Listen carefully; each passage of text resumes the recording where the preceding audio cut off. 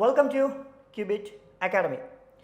അപ്പോൾ നമ്മൾ നോക്കാൻ പോകുന്ന 4/5/2024 മുതൽ 10/5/2024 വരെ എന്താണ് കറണ്ട് അഫയേഴ്സ് ആണ്. ഓക്കെ, അപ്പോൾ നമുക്ക് ആദ്യത്തെ ന്യൂസിലേക്ക് പോവാം. എന്താണ് ആദ്യത്തെ ന്യൂസ് എന്ന് പറയുന്നത്? റീഡിസ്ട്രിബ്യൂഷൻ ഓഫ് പ്രൈവറ്റ് പ്രോപ്പർട്ടിയാണ് എന്താണ് ആദ്യത്തെ ന്യൂസ്. എന്താണ് ഇത്തരമൊരു കാര്യം ന്യൂസിൽ വരാനുള്ള കാരണം? എന്താണ്? Recently the Supreme Court of India has begun hearing on the legal questions arising from various petitions about whether the government can acquire and redistribute privately owned properties. Okay, ഇതാണ് ഇത് ന്യൂസിൽ വരാനുള്ളൊരു കാരണം എന്ന് പറയുന്നത്. ഓക്കെ, ഇനി നമുക്കിതുമായി ബന്ധപ്പെട്ട വരാവുന്ന ചോദ്യങ്ങൾ അല്ലെങ്കിൽ ഏതൊക്കെ ഭാഗത്തു നിന്ന് വരാമെന്ന് ചോദിക്കാം. ആദ്യം നമുക്ക് കോൺസ്റ്റിറ്റ്യൂഷണൽ വ്യൂ നോക്കാം. അല്ലേ, നമുക്കറിയാം നമുക്ക് മൗലികാവകാശങ്ങൾ എന്ന് പറയുന്നത്, അതായത് ഇന്ത്യൻ കോൺസ്റ്റിറ്റ്യൂഷൻ നിലവിൽ വരുന്ന സമയത്ത്, അതായത് 1950 നമുക്കുണ്ടായിരുന്നത് 7 മൗലികാവകാശങ്ങളായിരുന്നു. അല്ലേ, 7 ഫണ്ടമെൻ്റൽ റൈറ്റ്സ് ആണ് എന്താണ് നമുക്കുണ്ടായിരുന്നതായിട്ട് എന്ത് ചെയ്യാൻ പറ്റുക, നമുക്ക് കാണാൻ പറ്റുക. പക്ഷേ നിലവിൽ ഇപ്പം എത്ര എണ്ണം ഉണ്ടെന്ന് ചോദിച്ചു കഴിഞ്ഞാൽ നമുക്കറിയാം നിലവിൽ എത്ര എണ്ണേ ഉള്ളൂ? 6 ഫണ്ടമെൻ്റൽ റൈറ്റേ ഉള്ളൂ. എന്താണ് കാരണം? ഇന്ത്യൻ കോൺസ്റ്റിറ്റ്യൂഷൻ്റെ ആർട്ടിക്കിൾ 19 ക്ലോസ് 1 ക്ലോസ് എഫിലും അതുപോലെ തന്നെ ആർട്ടിക്കിൾ 31 പറയുന്ന റൈറ്റ് ടു പ്രോപ്പർട്ടി, അതായത് സ്വത്തവകാശം, പിന്നീട് നമ്മൾ എന്ത് ചെയ്തിരുന്നു, എടുത്തു മാറ്റിയിരുന്നു. അല്ലേ, കേശവാനന്ദ ഭാരതി കേസ് 1973 ഏപ്രിൽ 24 ആരുടെ വിധി വരുന്നത്? സുപ്രീം കോർട്ടിൻ്റെ വിധി വരുന്നത്. എന്തായിരുന്നു സുപ്രീം കോർട്ടിൻ്റെ വിധി എന്ന് വിളിക്കുന്നത്? Right to property is not a fundamental right എന്നുള്ളതായിരുന്നു ആരുടെ വിധി? സുപ്രീം കോർട്ടിൻ്റെ വിധി. ആ സുപ്രീം കോർട്ടിൻ്റെ വിധി പ്രകാരം പിന്നീട് എന്ത് ചെയ്യുന്നുണ്ട്? 1978 എന്ത് ചെയ്യുന്നുണ്ട്? 44ാമത്തെ ഭരണഘടനാ ഭേദഗതി പ്രകാരം മൊറാർജി ദേശായി ഗവൺമെൻറ് എന്ത് ചെയ്യുന്നു? ആർട്ടിക്കിൾ 19 ക്ലോസ് 1 ക്ലോസ് എഫിൽ നിന്നും അതുപോലെ തന്നെ ആർട്ടിക്കിൾ 31 നിന്നും റൈറ്റ് ടു പ്രോപ്പർട്ടി എന്ത് മാറ്റുന്നുണ്ട്? ആർട്ടിക്കിൾ 300A മാറ്റുന്നുണ്ട്. ഇപ്പോൾ റൈറ്റ് ടു പ്രോപ്പർട്ടി എന്ന് പറയുന്നത് എന്തല്ല, ഒരു കോൺസ്റ്റിറ്റ്യൂഷണൽ റൈറ്റാണ്, മറിച്ച് എന്നല്ല ഫണ്ടമെൻ്റൽ റൈറ്റ് അല്ല. ഓക്കെ, അപ്പോൾ ഇപ്പോൾ റൈറ്റ് ടു പ്രോപ്പർട്ടി എന്ന് പറയുന്നത് എന്ത് മാത്രമാണ്? ഒരു കോൺസ്റ്റിറ്റ്യൂഷണൽ, ഓക്കെ, എന്താണ്, ഒരു കോൺസ്റ്റിറ്റ്യൂഷണൽ റൈറ്റ് മാത്രമാണ്. അതായത് ഭരണഘടനാപരമായ ഒരു അവകാശം മാത്രമാണ് ഏതെന്ന് വിളിക്കുന്നത്? Right to property. ഇനി നമുക്ക് നോക്കാം ആർട്ടിക്കിൾ 300A എന്താണ് പറയുന്നത്? This article declares that no person shall be deprived of his property save by authority of law. ഇതാണ് ആർട്ടിക്കിൾ 300A എന്ന് പറയുന്നത്. വേണമെങ്കിൽ ചോദിക്കാം, നിലവിൽ എന്താണ് ഇന്ത്യൻ കോൺസ്റ്റിറ്റ്യൂഷൻ ആർട്ടിക്കിൾ 300A പറയുന്നത് എന്ന് എന്ത് ചെയ്യാം, ചോദ്യങ്ങളൊക്കെ ചോദ്യം വരാനുള്ള സാധ്യത ഉണ്ട്. അല്ലെങ്കിൽ ആർട്ടിക്കിൾ 19 ക്ലോസ് 1 ക്ലോസ് എഫിൽ നിന്നും അതുപോലെ തന്നെ ആർട്ടിക്കിൾ 31 നിന്നും എടുത്തു മാറ്റിയ റൈറ്റ് ടു പ്രോപ്പർട്ടി എങ്ങോട്ടാണ് റീപ്ലേസ് ചെയ്തതെന്ന് ചോദിക്കാം. എങ്ങോട്ടാണ് റീപ്ലേസ് ചെയ്തിരിക്കുന്നത്? ആർട്ടിക്കിൾ 300A എന്ത് ചെയ്യുന്നത്? റീപ്ലേസ് ചെയ്തിരിക്കുന്നതായിട്ട് എന്ത് ചെയ്യാൻ പറ്റുക, നമുക്ക് കാണാൻ സാധിക്കുക എന്നുള്ളതാണ്. ക്ലിയർ? ഇനി ഇതുമായി ബന്ധപ്പെട്ട മറ്റു ചില ആർട്ടിക്കിൾ നോക്കാം. ഒന്ന് 9th ഷെഡ്യൂളാണ്. നമുക്കറിയാം ഇന്ത്യൻ കോൺസ്റ്റിറ്റ്യൂഷൻ നിലവിൽ വരുന്ന സമയത്ത് നമുക്കാകെ 8 ഷെഡ്യൂളുകൾ മാത്രമേ ഉണ്ടായിരുന്നുള്ളൂ. അല്ലേ, അതായത് 8 പട്ടികകൾ മാത്രമേ ഉണ്ടായിരുന്നുള്ളൂ. പക്ഷേ 1951 എന്ത് ചെയ്യുന്നത്? 1ാം ഭരണഘടനാ ഭേദഗതി പ്രകാരം, അതായത് ഫസ്റ്റ് കോൺസ്റ്റിറ്റ്യൂഷണൽ അമെൻമെൻറ്റ് ആക്ട് പ്രകാരം ഏത് നിലവിൽ വരുന്നത്? 9th ഷെഡ്യൂൾ എന്ത് ചെയ്യുന്നത്? നിലവിൽ വരുന്നതായിട്ട് എന്ത് ചെയ്യാൻ പറ്റുക, നമുക്ക് കാണാൻ സാധിക്കുക. ഓക്കെ, എന്താണ് 9th ഷെഡ്യൂളിൽ പറയുന്നത്?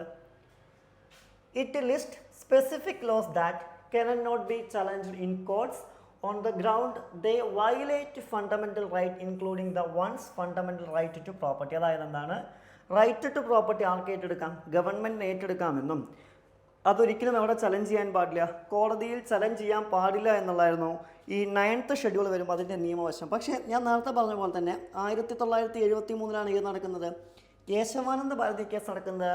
ആ കേശവാനന്ദ ഭാരതി കേസിൽ സുപ്രീം കോടതിയുടെ വിധി എന്തായിരുന്നു? 1973 ഏപ്രിൽ 24 മുതൽ ഇതിലെന്ത് പോസിബിളാണ്? Judicial review. ഓക്കെ, എന്താണ്? ജുഡീഷ്യൽ റിവ്യൂ പോസിബിൾ ആണ് എന്നുള്ളതായിരുന്നു ആരുടെ വിധി എന്ന് വിളിക്കുന്നത്? സുപ്രീം കോർട്ട് ഓഫ് ഇന്ത്യയുടെ വിധി എന്ന് വിളിക്കുന്നത്. ക്ലിയർ? ഇനി അതുപോലെ തന്നെ DPSPയിലും ഇതിനെക്കുറിച്ച് പറയുന്നുണ്ട്. അഥവാ ഡയറക്റ്റീവ് പ്രിൻസിപ്പിൾസ് ഓഫ് സ്റ്റേറ്റ് പോളിസിയാണ്. അല്ലെ, DPSP. DPSPയിലും ഇതിനെക്കുറിച്ച് പറയുന്നുണ്ട്. എന്താണ് പറയുന്നത്? ആർട്ടിക്കിൾ 39 എന്താണ് പറയുന്നത്? It list certain directive principles of state policy under part 4 of the constitution which are meant to be guiding principles for enactment of laws but not directly enforceable by in any court of law. അതായത് എന്താണ്? നമുക്കറിയാം article 39 എന്ന് പറയുന്നത് DPSPയുടെ അണ്ടറിൽ വരുന്നതാണ്. അതൊരിക്കലും നമുക്ക് അവിടെ ചോദ്യം ചെയ്യാൻ പറ്റില്ല, കോടതിയിൽ ചോദ്യം ചെയ്യാൻ പറ്റില്ല. കാരണം വളരെ സമയമെടുത്തുകൊണ്ട് മാത്രം വളരെയധികം സമയമെടുത്തുകൊണ്ട് മാത്രം ഗവൺമെൻറ് നടപ്പിലാക്കേണ്ട നിയമങ്ങളാണ് ഏതിൽ പറയുന്നത്? ഇന്ത്യൻ കോൺസ്റ്റിറ്റ്യൂഷൻ്റെ DPSP അഥവാ ഡയറക്റ്റീവ് പ്രിൻസിപ്പിൾസ് ഓഫ് സ്റ്റേറ്റ് പോളിസിയിൽ പറയുന്നതായിട്ട് എന്ത് ചെയ്യാൻ പറ്റുക? നമുക്ക് കാണാൻ സാധിക്കുക എന്നുള്ളതാണ്. അതുകൊണ്ട് തന്നെ ഇതൊരു കോടതിയിലും എന്താണ് ചലഞ്ച് ചെയ്യുക എന്ന് പറയുന്നത് എന്തല്ല, ഒരു കാരണവശാലും എന്തല്ല, പോസിബിൾ അല്ല. ഇനി എന്തൊക്കെയാണ് DPSPയിൽ പറയുന്നത്? ആർട്ടിക്കിൾ 39 ക്ലോസ് ബി ആണ് ആദ്യം പറയുന്നത്. എന്താണ് ആർട്ടിക്കിൾ 39 ക്ലോസ് ബിയിൽ പറയുന്നത്? Places an obligation on the state to create policy towards securing the ownership and control of the material resources of the community are so distributed as the best subserve to the common good. അതായത് എന്ത് ചെയ്യാം, ഒരു കമ്മ്യൂണിറ്റിയിലേക്ക് വരുന്ന അല്ലെങ്കിൽ ഒരു വ്യക്തിയുടെ അണ്ടറിൽ വരുന്ന പ്രോപ്പർട്ടിയോ മറ്റു കാര്യങ്ങളോ ഒരു കമ്മ്യൂണിറ്റിയുടെ ഗുഡിന് വേണ്ടിയിട്ട് എന്താണ് ഏറ്റെടുക്കുകയും കൂടാതെ അതെന്താണ് മറ്റുള്ളവരിലേക്ക് ഡിസ്ട്രിബ്യൂട്ട് ചെയ്ത് കൊടുക്കാനും ആർക്ക് അവകാശമുണ്ട് എന്നാണ് പറയുന്നത്. ആർട്ടിക്കിൾ 39 ക്ലോസ് ബി പറയുന്നതായിട്ട് എന്ത് ചെയ്യാൻ പറ്റുക? നമുക്ക് കാണാൻ പറ്റുക. ആൻഡ് ആർട്ടിക്കിൾ 39 ക്ലോസ് സി എന്താണ് പറയുന്നത്? Ensures that wealth and the means of production are not concentrated the common determined. അതുപോലെ തന്നെ എന്താണ് ഒരു പ്രൊഡക്റ്റ് എന്ന് പറയുന്നത് എന്താണ് ഒരു വ്യക്തിയുടെ കയ്യിൽ മാത്രം ഒതുങ്ങി നിൽക്കേണ്ട ഒന്നല്ല എന്നും ഏതിൽ പറയുന്നുണ്ട്? DPSPയിൽ പറയുന്നുണ്ട്. ഇതാണ് പിന്നീട് നമ്മൾ എന്ത് ചെയ്യുന്നത് ഇന്ത്യയിലെ ലാൻഡ് റിഫോംസ് ഒക്കെ ആയിട്ട് എന്താണ് നിലവിൽ കൊണ്ടുവരുന്നതായിട്ട് എന്ത് ചെയ്യാൻ പറ്റുക? നമുക്ക് കാണാൻ സാധിക്കുക എന്നുള്ളതാണ്. ക്ലിയർ? ഓക്കെ. ഇനി ആർട്ടിക്കിൾ 31 ക്ലോസ് സി. നമ്മൾ നേരത്തെ പറഞ്ഞ പോലെ തന്നെ ആർട്ടിക്കിൾ 19 ക്ലോസ് 1 ക്ലോസ് എഫിൽ നിന്ന് മാറ്റിയിട്ടാണ് ആർട്ടിക്കിൾ 31 ഒക്കെ മാറ്റി. പക്ഷേ 31 ക്ലോസ് സി ഇപ്പോഴും ഉണ്ട്. 31 ക്ലോസ് സിയിൽ എന്താണ് പറയുന്നത്? Saves the laws giving effect to certain directive principles ആണ്. എന്താണ് ആർട്ടിക്കിൾ 31 ക്ലോസ് സി പ്രകാരം എന്താണ് പറയുന്നത്? These particular directive principle like article 39 clause B and 39 clause C cannot be challenged involving the right to equality or the rights under Article 19 freedom of speech, assemble peacefully, etc.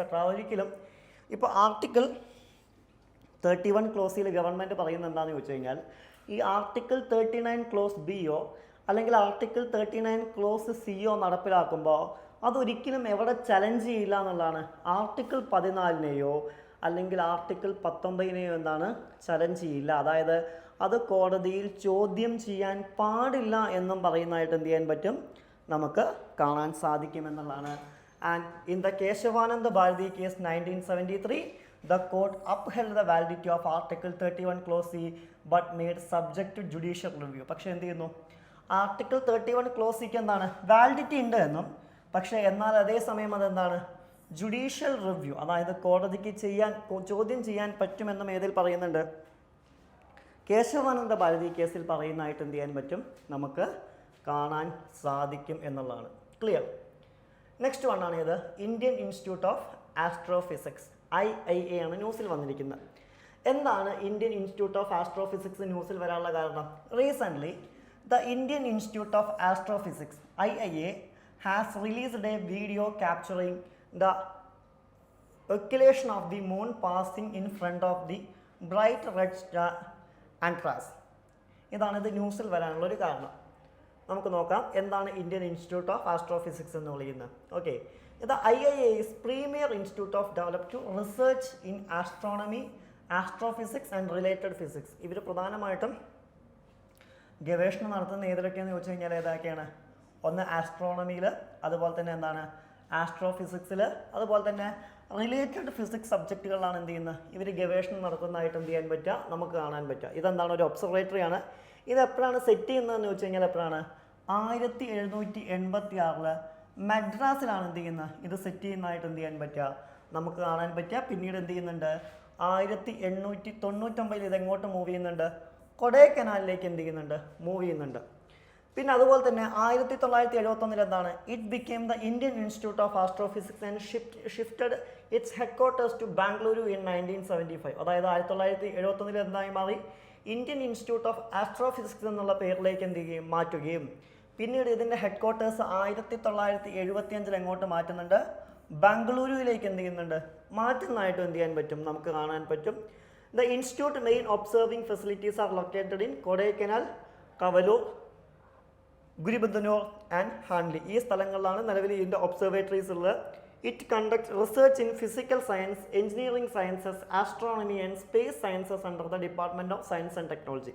DSTD, അതായത് department of science and ടെക്നോളജിയുടെ അണ്ടറിൽ ഇവർ എന്തിനൊക്കെ കുറിച്ച് പഠിക്കുന്നുണ്ട്, അല്ലെങ്കിൽ ഏതിലൊക്കെ research നടത്തുന്നുണ്ട്, physics അല്ലേ, അതായത് ഫിസിക്കൽ സയൻസ്, അതുപോലെ തന്നെ എന്താണ് engineering science, astronomy and space സയൻസസിലൊക്കെ എന്താണ് ഇവരെന്ത് ചെയ്യുന്നുണ്ട്, റിസർച്ച് നടത്തുന്നതായിട്ട് എന്ത് ചെയ്യാൻ പറ്റും, കാണാൻ പറ്റും എന്നുള്ളതും ഏതിൻ്റെ പ്രത്യേകതയാണ്, ഇവരുടെ പ്രത്യേകതയാണ് എന്നുള്ളതാണ്. ക്ലിയർ?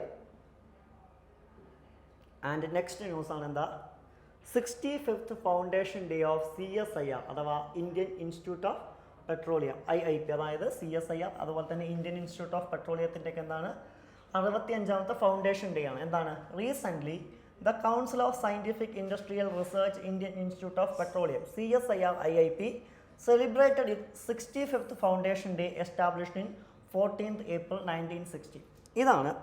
ഇത് ന്യൂസിൽ വരാനുള്ളൊരു കാരണം എന്ന് വിളിക്കുന്നത്. ഓക്കെ, ഇതിൻ്റെ 65th ഫൗണ്ടേഷൻ ഡേയുമായി ബന്ധപ്പെട്ടാണ് ഇത് ന്യൂസിൽ വന്നിരിക്കുന്നത്. ഓക്കെ, അപ്പോൾ നമുക്ക് നോക്കി നോക്കാം എന്താണ്. During the event scientist were encouraged to undertake challenging research in methanol and green hydrogen and carbon neutrality. Okay, ഇപ്രാവശ്യത്തെ റിസർച്ചിൽ എന്തിനെക്കുറിച്ചൊക്കെയാണ് അവർ ചലഞ്ച് ചെയ്തിരിക്കുന്നത്, ഏതൊക്കെയാണ്, മെത്തനോൾ, ഗ്രീൻ ഹൈഡ്രോജൻ, അതുപോലെ തന്നെ കാർബൺ ന്യൂട്രാലിറ്റി ഒക്കെയാണ് എന്ത് ചെയ്യുന്നത്, ചലഞ്ച് ചെയ്തിരിക്കുന്നതായിട്ട് എന്ത് ചെയ്യാൻ പറ്റുക, നമുക്ക് കാണാൻ പറ്റാം. And the director of CSIR IIP presented the institute road map 2024 to 30. എന്ത് ചെയ്യുന്നുണ്ട്, CSIRൻ്റെ ഡയറക്ടർ എന്ത് ചെയ്തിരുന്നുണ്ട്, ഒരു റോഡ് മാപ്പ് 2024 മുതൽ 2030 വരെയുള്ള ഒരു റോഡ് മാപ്പ് എന്ത് ചെയ്തിട്ടുണ്ട്, പ്രസൻറ്റ് ചെയ്തായിട്ട് കാണാൻ പറ്റും. ഇതിൻ്റെ ലക്ഷ്യം എന്താണ്, എയിമിംഗ് ടു വികസിത് ഭാരത്. നമുക്കറിയാം നിലവിൽ റൺ ചെയ്തുകൊണ്ടിരിക്കുന്ന ഒരു പ്രൊജക്റ്റാണ് ഗവൺമെൻറ്, ഏതാണ്, വികസിത് ഭാരതുമായി ബന്ധപ്പെട്ട്. And highlighted the achievements of institute such as Numaligarh wax plant, sustainable aviation fuel, US grade gasoline, medical oxygen units and steering catalyst, PNG Brunner and improved group Bhatti. ഇതുമായി ബന്ധപ്പെട്ടൊക്കെയാണ് എന്ത് ചെയ്യുന്നത്, ആ റിസർച്ച് പേപ്പർ നിലവിൽ publish ചെയ്തിരിക്കുന്നതായിട്ട് എന്ത് ചെയ്യാൻ പറ്റുക, നമുക്ക് കാണാൻ പറ്റുക. ഇനി എന്താണ് പറയുന്നത്, CSIR is the one of the largest research and development organization. CSIR എന്ന് പറയുന്നത് ഇന്ത്യയിലെ തന്നെ എന്താണ് largest research and development organisation കൂടിയാണ്. ഇത് എപ്പോഴാണ് നിലവിൽ വരുന്നതെന്ന് ചോദിച്ചു കഴിഞ്ഞാൽ എപ്പോഴാണ്, 1942 എന്ത് ചെയ്യുന്നത്, ഇതിൽ വരുന്നത്. ഇതിന് ഫണ്ട് ചെയ്ത് ആരാന്ന് ചോദിച്ചു കഴിഞ്ഞാൽ ആരാണ്, മിനിസ്ട്രി ഓഫ് സയൻസ് ആൻഡ് ടെക്നോളജിയാണ് ഇതിന് ഫണ്ട് ചെയ്തിരിക്കുന്നത്. അതുപോലെ തന്നെ ഇതൊരു ഓട്ടോണമസ് ബോഡിയാണ്. അതുപോലെ തന്നെ ഏത് പ്രകാരമാണ് ഇത് രജിസ്റ്റർ ചെയ്തിരിക്കുന്നത്, സൊസൈറ്റീസ് രജിസ്ട്രേഷൻ ആക്ട് 1816 പ്രകാരമാണ് ഇത് രജിസ്റ്റർ ചെയ്തിരിക്കുന്നതായിട്ട് എന്ത് ചെയ്യാൻ പറ്റുക, കാണാൻ പറ്റുക എന്നുള്ളതും ഏതിൻ്റെ പ്രത്യേകതയാണ്, CSIRൻ്റെ എന്താണ് പ്രത്യേകതയാണ് എന്നുള്ളതാണ്. ക്ലിയർ? നെക്സ്റ്റ് വണ്ണാണ് ഇത് ന്യൂട്രീഷൻ ബേസ്ഡ് സബ്സിഡി അഥവാ NBF സ്കീം. ഓക്കെ, ഇതെന്താണ് ന്യൂസിൽ വരാനുള്ളൊരു കാരണം നോക്കി നോക്കാം. എന്തുകൊണ്ടാണ് ഇത് ന്യൂസിൽ വന്നിരിക്കുന്നത്. The post Lok Sabha election 2024 balanced fertilisation is likely to be key policy goal for the government taking over. ഇതാണ് ഇത് ന്യൂസിൽ വരാനുള്ള കാരണം. എന്താണ്, despite efforts of curb excessive fertiliser consumption, urea consumption has steadily increased in India, researching a record 35.8 million tons in 2023-24 up to 16.9 since 2013-14. Okay, ഇതാണ് ഇത് ന്യൂസിൽ എന്താണ് വന്നിരിക്കുന്നത്. ഇതുമായി ബന്ധപ്പെട്ട കാര്യങ്ങൾ എന്ത് ചെയ്യാം, നമുക്ക് നോക്കി നോക്കാം. എന്താണ് ന്യൂട്രീഷൻ ബേസ്ഡ് സബ്സിഡി സ്കീം എന്ന് പറയുന്നത്. Okay, A fixed rate of subsidy, അതായത് എന്താണ് ₹per kg എന്നുള്ള രീതിയിലാണ് എന്ത് ചെയ്യുന്നത്, ഒരു ആനുവൽ ബേസിൽ എന്ത് ചെയ്യുന്നത്, സബ്സിഡി തീരുമാനിച്ചിരിക്കുന്നതായിട്ട് എന്ത് ചെയ്യാൻ പറ്റുക, നമുക്ക് കാണാൻ പറ്റുക. എപ്പോഴാണ് ഇത് തുടങ്ങിയത്, 2010 മുതലാണ് എന്ത് ചെയ്യുന്നത് ഇത് തുടങ്ങുന്നത്. ഇനി ഇതാരാണ് ഇംപ്ലിമെൻറ്റ് ചെയ്തത് എന്ന് ചോദിച്ചു കഴിഞ്ഞാൽ ആരാണ്, department of fertilisers, ministry of chemicals and fertilisers ആണ് എന്ത് ചെയ്യുന്നത്, ഇത്തരമൊരു കാര്യത്തിന് തുടക്കം കുറിച്ചിരിക്കുന്നത്. ഇനി എന്താണ് ഈ ന്യൂട്രീഷൻ ബേസ്ഡ് സബ്സിഡിയുടെ ആംപിറ്റ് എന്ന് വെച്ച് കഴിഞ്ഞാൽ എന്താണ്? ഗിവൺ ഓൺ ന്യൂട്രീഷൻസ് ഏതിനൊക്കെയാണ് കൊടുക്കുന്നത്? ഉദാഹരണമായിട്ട് നൈട്രോജൻ, ഫോസ്ഫേറ്റ്, പൊട്ടാഷ്, സൾഫർ തുടങ്ങിയവയ്ക്കാണ് കൊടുക്കുന്നത്. അതുപോലെ തന്നെ ഫോസ്ഫറ്റിക് ആൻഡ് പൊട്ടാസിക് P&P ഫെർട്ടിലൈസേഴ്സ്. അതുപോലെ തന്നെ ഇതിൽ എന്ത് ഇൻക്ലൂഡ് ചെയ്യുന്നില്ല? യൂറിയ ബേസ്ഡ് ഫെർട്ടിലൈസേഴ്സ് എന്ത് ചെയ്തിട്ടില്ല? ഇൻക്ലൂഡ് ചെയ്തിട്ടില്ല. അതുപോലെ തന്നെ എന്താണ്? NBS is available for imported complement fertilise except ammonium sulphate എന്നുള്ളതും ഇതിൻ്റെ പ്രത്യേകതയാണ്. ഓക്കെ, ഇനി അതുപോലെ തന്നെ ഇതിൻ്റെ എയിം എന്താണ്? എന്താണ് ഇതിൻ്റെ ലക്ഷ്യം എന്ന് വെച്ച് കഴിഞ്ഞാൽ എന്താണ്? Ensure the availability of fertiliser to farmers at an affordable price. അതായത് എന്ത് ചെയ്യുക? ഫാർമേഴ്സിൽ അല്ലെങ്കിൽ ഫാമേഴ്സിന് അഫോർഡബിൾ ആവുന്ന രീതിയിൽ എന്തെത്തിക്കുക? ഇത്തരം ഫെർട്ടിലൈസ് എന്ത് ചെയ്യുക? എത്തിക്കുക എന്നുള്ളതാണ് ഏതിൻ്റെ ലക്ഷ്യം? ന്യൂട്രീഷൻ ബേസ്ഡ് സബ്സിഡി സ്കീമിൻ്റെ ലക്ഷ്യം എന്ന് വിളിക്കുന്നത്. അതിൻ്റെ എന്താണ്? Increase consumption P&K fertiliser to achieve optimum NPK ratio. അതായത് നമ്മൾ നേരത്തെ പറഞ്ഞ പോലെ ഫോസ്ഫറ്റിക് ആൻഡ് പൊട്ടാഷിക് ഫെർട്ടിലൈസേഴ്സിൻ്റെ എന്താണ് ഒപ്റ്റിമം യൂസ് ഈ പറയുന്ന റേഷ്യോയിലേക്ക് മാറ്റാത്ര 4:2:1 എന്നുള്ളതിലേക്ക് എന്ത് ചെയ്യുക? മാറ്റുക. ഇനി ഇന്ത്യയിലെ ഫെർട്ടിലൈസേഴ്സ് ഏതൊക്കെയാണെന്ന് ചോദിച്ചു കഴിഞ്ഞാൽ 3 ബേസിക് ഫെർട്ടിലൈസേഴ്സാണ് നമുക്കുള്ള. ഒന്ന് ഏതാണ്? ഒന്ന് യൂറിയ, പിന്നെ വരുന്ന ഏതാണ്? Diammonium phosphate DAP and muriate of potash MOP. ഇനി urea is the most produced consumed imported and physically regulated fertilisers of all എന്നുള്ളതിൻ്റെ പ്രത്യേകതയാണ്. അതുപോലെ തന്നെ urea is subsidised only for agriculture uses. അഗ്രികൾച്ചറിന് യൂസസിന് മാത്രമേ യൂറിയയ്ക്ക് എന്ത് ചെയ്യുന്നുള്ളൂ? സബ്സിഡി കൊടുക്കുന്നുള്ളൂ. ഇനി അതിൻ്റെ ന്യൂട്രീഷൻ്റെ മെയിൻ ഫോസ്ഫറസ് നോക്കാം. നൈട്രജൻ്റെ മെയിൻ സോഴ്സ് യൂറിയയാണ്. അതുപോലെ തന്നെ ഫോസ്ഫറസിൻ്റെ ഏതാണ്? DAP അല്ല. DAP എന്താണെന്നുള്ളത് എന്ത് ചെയ്തു? ഓൾറെഡി നമ്മളിപ്പോൾ പറഞ്ഞു കഴിഞ്ഞു. എന്താണ്? ഡൈമോണിയം ഫോസ്ഫേറ്റ് ആണ്. അതുപോലെ തന്നെ വരുന്നതാണ് പൊട്ടാഷ്യം. പൊട്ടാഷ്യത്തിൻ്റെ ഏതാണ്? MOP ആണ്. MOP എന്ന് പറഞ്ഞു കഴിഞ്ഞാൽ എന്താണ്? മ്യൂറിറ്റേറ്റ് ഓഫ് പൊട്ടാഷ് ആണ്. MOP ആണ്. ക്ലിയർ? അപ്പോൾ ഈ കാര്യങ്ങൾ നോക്കി വയ്ക്കാൻ ചിലപ്പോൾ നിങ്ങൾക്ക് എന്ത് ചെയ്യാം? സയൻസ് എന്നൊക്കെ അല്ലേ? ഫോർ എക്സാമ്പിൾ കെമിസ്ട്രി എന്നൊക്കെ എന്താണ് ചോദ്യം വരാൻ സാധ്യതയുള്ളൊരു മേഖലയാണ്. ഓക്കെ, കെമിസ്ട്രി സൈഡിൽ നിന്ന് ചിലപ്പോൾ ഇങ്ങനത്തെ ചോദ്യങ്ങളൊക്കെ നമ്മൾ SSCക്കൊക്കെ എന്ത് ചെയ്യാറുണ്ട്? കാണാറുണ്ട്. അല്ലെങ്കിൽ RRBക്ക് നമ്മൾ എന്ത് ചെയ്യാറുണ്ട്? കാണാറുണ്ട് എന്നുള്ള. അപ്പോൾ ഇത്രയും കാര്യങ്ങൾ എന്ത് ചെയ്യുക? തീർച്ചയായിട്ടും എന്ത് ചെയ്യുക? നോട്ട് ചെയ്ത് വയ്ക്കുക. ചോദ്യം വരാൻ എന്താണ് സാധ്യതയുള്ള മേഖലകളാണ്. ക്ലിയർ? ഇനി what are the government initiative ensure balanced fertilisation. അതുപോലെ തന്നെ എന്താണ്? ബാലൻസ്ഡ് ഫെർട്ടിലൈസേഷന് വേണ്ടിയിട്ട് ഗവൺമെൻറ് കൊണ്ടുവന്ന ഇനീഷ്യേറ്റീവ്സ് ഏതൊക്കെയെന്നുള്ളതാണ്. പ്രധാനമായിട്ടും ഗവൺമെൻറ് ഏതൊക്കെ ഇനീഷ്യേറ്റീവ്സാണ് കൊണ്ടുവന്നിട്ടുള്ളതെന്ന്. ഒന്നാമത്തെയാണ് ഇത് ന്യൂട്രീഷൻ ബേസ്ഡ് സബ്സിഡി അഥവാ NBS സ്കീം. ഇപ്പോൾ നമ്മൾ ചർച്ച ചെയ്തു. അതുപോലെ തന്നെ എന്താണ്? Pradhan Mantri PM programme for restoration awareness nourishment and amelioration of mother earth PRANAM. അതുപോലെ തന്നെ എന്താണ്? സോയിൽ ഹെൽത്ത് കാർഡാണ്. SHC സ്കീമാണ്. അതുപോലെ തന്നെ എന്താണ്? പരമ്പരാഗത കൃഷി വികാസ് യോജന PKVY. അതുപോലെ തന്നെ liquid nano urea and nano DAP ഒക്കെയാണ് എന്ത് ചെയ്തിരിക്കുന്നത്? ഇതിന് വേണ്ടിയിട്ട് എന്താണ് ഗവൺമെൻറ് കൊണ്ടുവന്നിരിക്കുന്നതായിട്ട് എന്ത് ചെയ്യാൻ പറ്റുക? നമുക്ക് കാണാൻ സാധിക്കും. ഇതൊക്കെ എന്താണ്? ബാലൻസ്ഡ് ഫെർട്ടിലൈസേഷന് വേണ്ടിയിട്ട് എന്താണ് ഗവൺമെൻറ് എടുത്തിട്ടുള്ള എന്താണ് ഇനീഷ്യേറ്റീവ്സ് ആണ് എന്ന് എന്ത് ചെയ്യാൻ പറ്റും? നമുക്ക് പറയാൻ പറ്റും. നെക്സ്റ്റ് വണ്ണാണ് ന്യൂസിൽ വന്നിരിക്കുന്നതാണ്. ഇത് സ്പെക്ട്രം. എന്താണ് സ്പെക്ട്രവുമായി റിലേറ്റ് ചെയ്ത news? In a significant decision the supreme Court of India has refused to entertain the Sentiers plea allow the administrative allocation of spectrum, reaffirming the principle open and transparent auction for allocating this scarce natural resources. ഇതാണ് എന്താണ് ന്യൂസിൽ വന്നിരിക്കുന്നതായിട്ട് എന്ത് ചെയ്യാൻ പറ്റുക? നമുക്ക് കാണാൻ പറ്റുക എന്നുള്ളതാണ്. ക്ലിയർ? അപ്പോൾ നമുക്ക് നോക്കാം എന്താണ് സ്പെക്ട്രം. നമുക്കറിയാം സ്പെക്ട്രം എന്ന് പറയുന്നത് എന്താണ്? റേഡിയോ ഫ്രീക്വൻസീസ് ആണ് അല്ലേ? എന്താണ് സ്പെക്ട്രം എന്ന് പറഞ്ഞു കഴിഞ്ഞാൽ? റേഡിയോ ഫ്രീക്വൻസീസിനെ നമ്മൾ വിളിക്കുന്ന പേരാണ് ഇത് സ്പെക്ട്രം. എന്താണ്? That wireless signals use to travel allowing users to make calls and social media. അതായത് നമ്മൾ പറയുന്ന 2G 4G ഒക്കെ തന്നെയാണ്. ആളുകളെ എന്താണ് വിളിക്കാനും അതുപോലെ തന്നെ സോഷ്യൽ മീഡിയ ഉപയോഗിക്കാനും സഹായിക്കുന്നതാണ് ഇത് സ്പെക്ട്രം എന്ന് വിളിക്കുന്നത്. Spectrum is the part of electro magnetic spectrum. Spectrum ഏതിൻ്റെ ഭാഗമാണ്? ഇലക്ട്രോ മാഗ്നറ്റിക്കിൻ്റെ എന്താണ് ഭാഗമാണ്. which also include other frequencies that people interact with daily. Spectrum can be divided into 3 bands. പ്രധാനമായിട്ടും സ്പെക്ട്രം പല രീതികളിലാണ് ഡിവൈഡ് ഉള്ളത്. ഒന്നെന്താണ്? ഒന്നാമത്തെ ബ്രാൻഡാണ് ഏത്? ലോ. അതായത് യൂസ്ഡ് ഫോർ മൊബൈൽ കമ്മ്യൂണിക്കേഷൻ ആണ്. ഉദാഹരണമായിട്ട് including 2G 3G 4G services ഒക്കെയാണ് ഇതിൽ വരുന്നത് ലോ. പിന്നെ വരുന്നതാണ് ഏത് മിഡ് എന്ന് വിളിക്കുന്നത്. എന്താണ് മിഡ് എന്ന് വിളിച്ചു കഴിഞ്ഞാൽ utilised for 4G LTE services and അതുപോലെ തന്നെ സം 5G ഡിപ്ലോയ്മെൻ്റ് ആണ്. പിന്നെ വരുന്നതാണ് ഇത് ഹൈ ബാൻഡ് എന്ന് വിളിക്കുന്നത്. അതായത് primarily used for 5G and beyond ആണ് വരുന്നത്. Each with different characteristics and essential for different types of communication എന്നുള്ളതാണ്. ചിലപ്പോൾ ചോദിക്കാം 2G 3G 4G ബ്രാൻഡൊക്കെ ഏത് സ്പെക്ട്രത്തിലാണ് വരുന്നത്, ലോ ആണോ മിഡ് ആണോ അല്ലെങ്കിൽ ഹൈ ബ്രാൻഡ് ആണോ എന്നൊക്കെ എന്ത് ചെയ്യാം ചോദിക്കാൻ സാധ്യതയുണ്ട്. Clear. Next one types of passport ഉണ്ട്. ഓക്കെ, എന്താണ് ടൈപ്സ് ഓഫ് പാസ്പോർട്ട് ന്യൂസിൽ വരാനുള്ള റീസൺ എന്ന് നമുക്ക് നോക്കാം. Recently the topic of diplomatic passport has been in the news, particularly in the relation to the power regarding the insurance and revocation of diplomatic passport. അതായത് നമുക്കറിയാം diplomatic passport എന്ന് പറയുന്ന കളറിലും മറ്റു കാര്യങ്ങളിലൊക്കെ എന്താണ് ഒരു സാധാരണ സിറ്റിസൻ്റെ പാസ്പോർട്ടിൽ നിന്നും എൻറ്റയർലി ഡിഫറെൻ്റ് ആണ് എന്നുള്ള കാര്യം എന്ത് ചെയ്യാം നമുക്കറിയാം. ഓക്കെ, നിലവിൽ എന്ത് ചെയ്തിട്ടുണ്ട് ഡിപ്ലോമാറ്റിക് പാസ്പോർട്ടുകളെ കുറിച്ച് എന്ത് ചെയ്തിട്ടുണ്ട് ന്യൂസ് വന്നായിട്ട് എന്ത് ചെയ്യാൻ പറ്റും നമുക്ക് കാണാൻ പറ്റും എന്നുള്ളതാണ്. ഓക്കെ, അപ്പോൾ അതാണ് എന്താണ് ഇത് ന്യൂസിൽ വരാൻ കാരണം. നമുക്ക് നോക്കി നോക്കാം.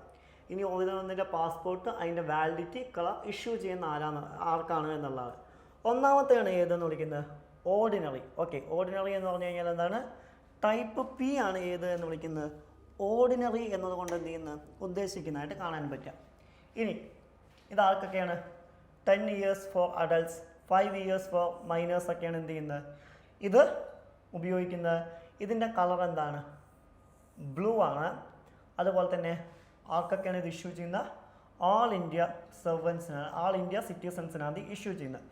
പിന്നെ വരുന്നതാണ് ഇത് ഒഫീഷ്യൽ. ഒഫീഷ്യൽ എന്ന് പറഞ്ഞു കഴിഞ്ഞാൽ എന്താണ് സെയിം ആസ് ഓർഡിനറി പാസ്പോർട്ടാണ്. ഇതിൻ്റെ കളർ എന്താണ് വൈറ്റ് ആണ്. ഗവൺമെൻറ് ഒഫീഷ്യൽസിനാണ് ഇത് ഇഷ്യൂ ചെയ്യുക. പിന്നെ വരുന്ന ടൈപ്പാണ് ഇത് ഡിപ്ലോമാറ്റിക് ടൈപ്പ്. അതുപോലെ തന്നെ ഇത് 5 years ഓർ ലെസ്സിനാണ് ഇത് ഇഷ്യൂ ചെയ്യുന്നത്. ഓക്കെ, ഇതിൻ്റെ കളർ എന്താണ് മെറൂൺ ആണ്. ഇതെന്താണ് ഡിപ്ലോമാറ്റ്സ് അല്ലെങ്കിൽ സീനിയർ ഗവൺമെൻറ് ഒഫീഷ്യൽസോ അല്ലെങ്കിൽ അവർ ഡിപ്പെൻഡൻസിനോ കൊടുക്കുന്നതാണ്. പിന്നെ വരുന്നതാണ് എമിഗ്രേഷൻ ചെക്ക് റിക്വയർമെൻറ്റ്സ് അഥവാ ECR എന്നുള്ള പേരിൽ അറിയപ്പെടുന്ന. ഇതിൻ്റെ വാലിഡിറ്റി എത്രയാണെന്ന് ചോദിച്ചു കഴിഞ്ഞാൽ എത്രയാണ് സെയിം ആസ് ഓർഡിനറി പാസ്പോർട്ടാണ്. അതായത് 10 വർഷം നമ്മൾ പറഞ്ഞത് അല്ലെങ്കിൽ 5 വർഷം അത് തന്നെയാണ് വരുന്നത്. കളർ ഏതാണ് ഓറഞ്ച് ആണ്. എന്താണ് പറയുന്നത് Indian citizens who have in completed 10th grade education. അതായത് എന്താണ് 10th grade എഡ്യൂക്കേഷൻ കംപ്ലീറ്റ് ചെയ്യാത്ത ഇന്ത്യൻ സിറ്റിസൺസിന് കൊടുക്കുന്നതാണ്. പിന്നെ വരുന്നതാണ് ഇത് എമർജൻസി സർട്ടിഫിക്കറ്റ് അഥവാ ഷോർട്ട് വാലിഡിറ്റി എന്നുള്ള പേരിൽ അറിയപ്പെടുന്ന. എന്താണ് പറയുന്നത് Indian citizen abroad in exigency അഥവാ single journey to India when the passport is lost or expired. അവർക്കാണ് എന്ത് ചെയ്യുന്നത് എമർജൻസി സർട്ടിഫിക്കറ്റ് പാസ്പോർട്ടുകൾ കൊടുക്കുന്നതായിട്ട് കാണാൻ പറ്റും. അപ്പോൾ ഓരോ പാസ്പോർട്ട് അതിൻ്റെ വാലിഡിറ്റി കളർ ആർക്കാണ് ഇഷ്യൂ ചെയ്യുന്നത് എന്നുള്ള കാര്യം എന്ത് ചെയ്യാം നോട്ട് ചെയ്ത് വയ്ക്കുക. ചിലപ്പോൾ എന്താണ് ചോദിക്കാൻ സാധ്യത ഉള്ളതാണ്. ഓക്കെ, ചോദിക്കുമെന്നുള്ളത് സാധ്യതകളാണ്. ചിലപ്പോൾ ചോദിച്ച് കാണാറുണ്ട് ഇങ്ങനത്തെ കാര്യങ്ങൾ. ഇത് ചോദിച്ചിട്ടുണ്ടെന്നല്ല ഇതുപോലത്തുള്ള കാര്യങ്ങൾ എന്ത് ചെയ്യാറുണ്ട് നമ്മൾ ന്യൂസിൽ ചോദിച്ച് കാണാറുണ്ട്. നെക്സ്റ്റ് വണ്ണാണ് ഇത് പാരീസ് ക്ലൈമറ്റ് അക്കോർഡ്. എന്താണ് recently in response to pressing threat of climate change, the new collective quantified goal on climate finance NCQG has emerged as a crucial initiative aimed at the mobilizing resources for developing countries to combat climate changes. Okay, ഇതാണ് ഇത് ന്യൂസിൽ എന്താണ് വരാനുള്ള ഒരു കാരണം എന്ന് വിളിക്കുന്നത്.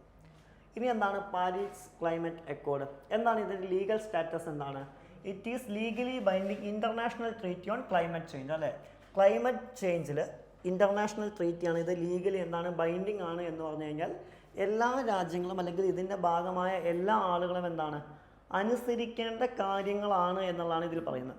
ഇനി അഡോപ്ഷൻ. ഓക്കെ, എത്ര രാജ്യങ്ങൾ ഇതിൻ്റെ ഭാഗമായിട്ടുണ്ട് എന്ന് ചോദിച്ചു കഴിഞ്ഞാൽ 196 രാജ്യങ്ങളാണ് നിലവിൽ ഇതിൻ്റെ ഭാഗമായിട്ടുള്ളത്.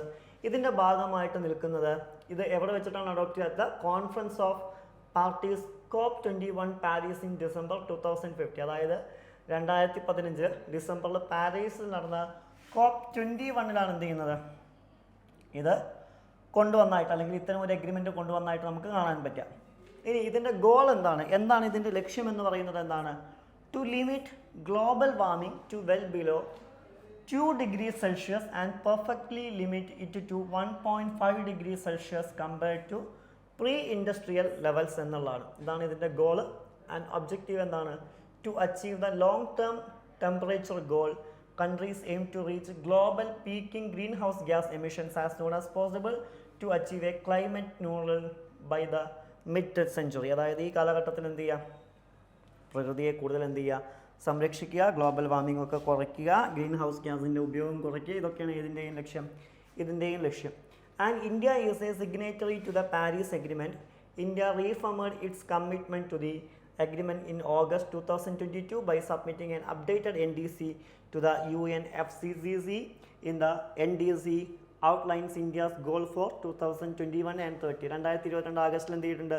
ഇന്ത്യ ഒരു എഗ്രിമെൻറ്റ് എന്ത് ചെയ്തിരുന്നു? സബ്മിറ്റ് ചെയ്തിരുന്നു. ആർക്ക്? UNFCCCക്കാണ് എന്ത് ചെയ്ത് സബ്മിറ്റ് ചെയ്തതായിട്ട് എന്ത് ചെയ്യാൻ പറ്റുക? നമുക്ക് കാണാൻ പറ്റുക. അതിലെന്താണ് പറയുന്നത്? 2021 മുതൽ 30 വരെ ഇന്ത്യ ക്ലൈമറ്റുമായി ബന്ധപ്പെട്ട് ചെയ്യുന്ന കാര്യങ്ങളാണ്. ചിലപ്പോൾ ഡൗട്ട് വരാം, എന്താണ് UNFCCC എന്ന് ചോദിച്ചു കഴിഞ്ഞാൽ എന്താണ്? ആലോചിച്ച് വയ്ക്കുക. United nations framework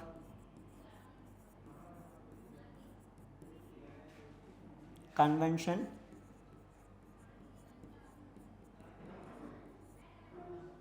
on climate change ആണ്. ഇതാണ് ഏതെന്ന് വിളിക്കുന്നത്? UNFCCC എന്നുള്ള പേരിൽ എന്ത് ചെയ്യുന്നത്? അറിയപ്പെടുന്നതായിട്ട് എന്ത് ചെയ്യാൻ പറ്റുക?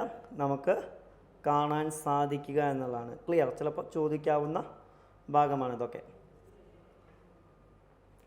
നെക്സ്റ്റ് വൺ ആണ് എന്താണ്? Protocol on environment protection to the Antarctic treaty ആണ്. എന്താണ്?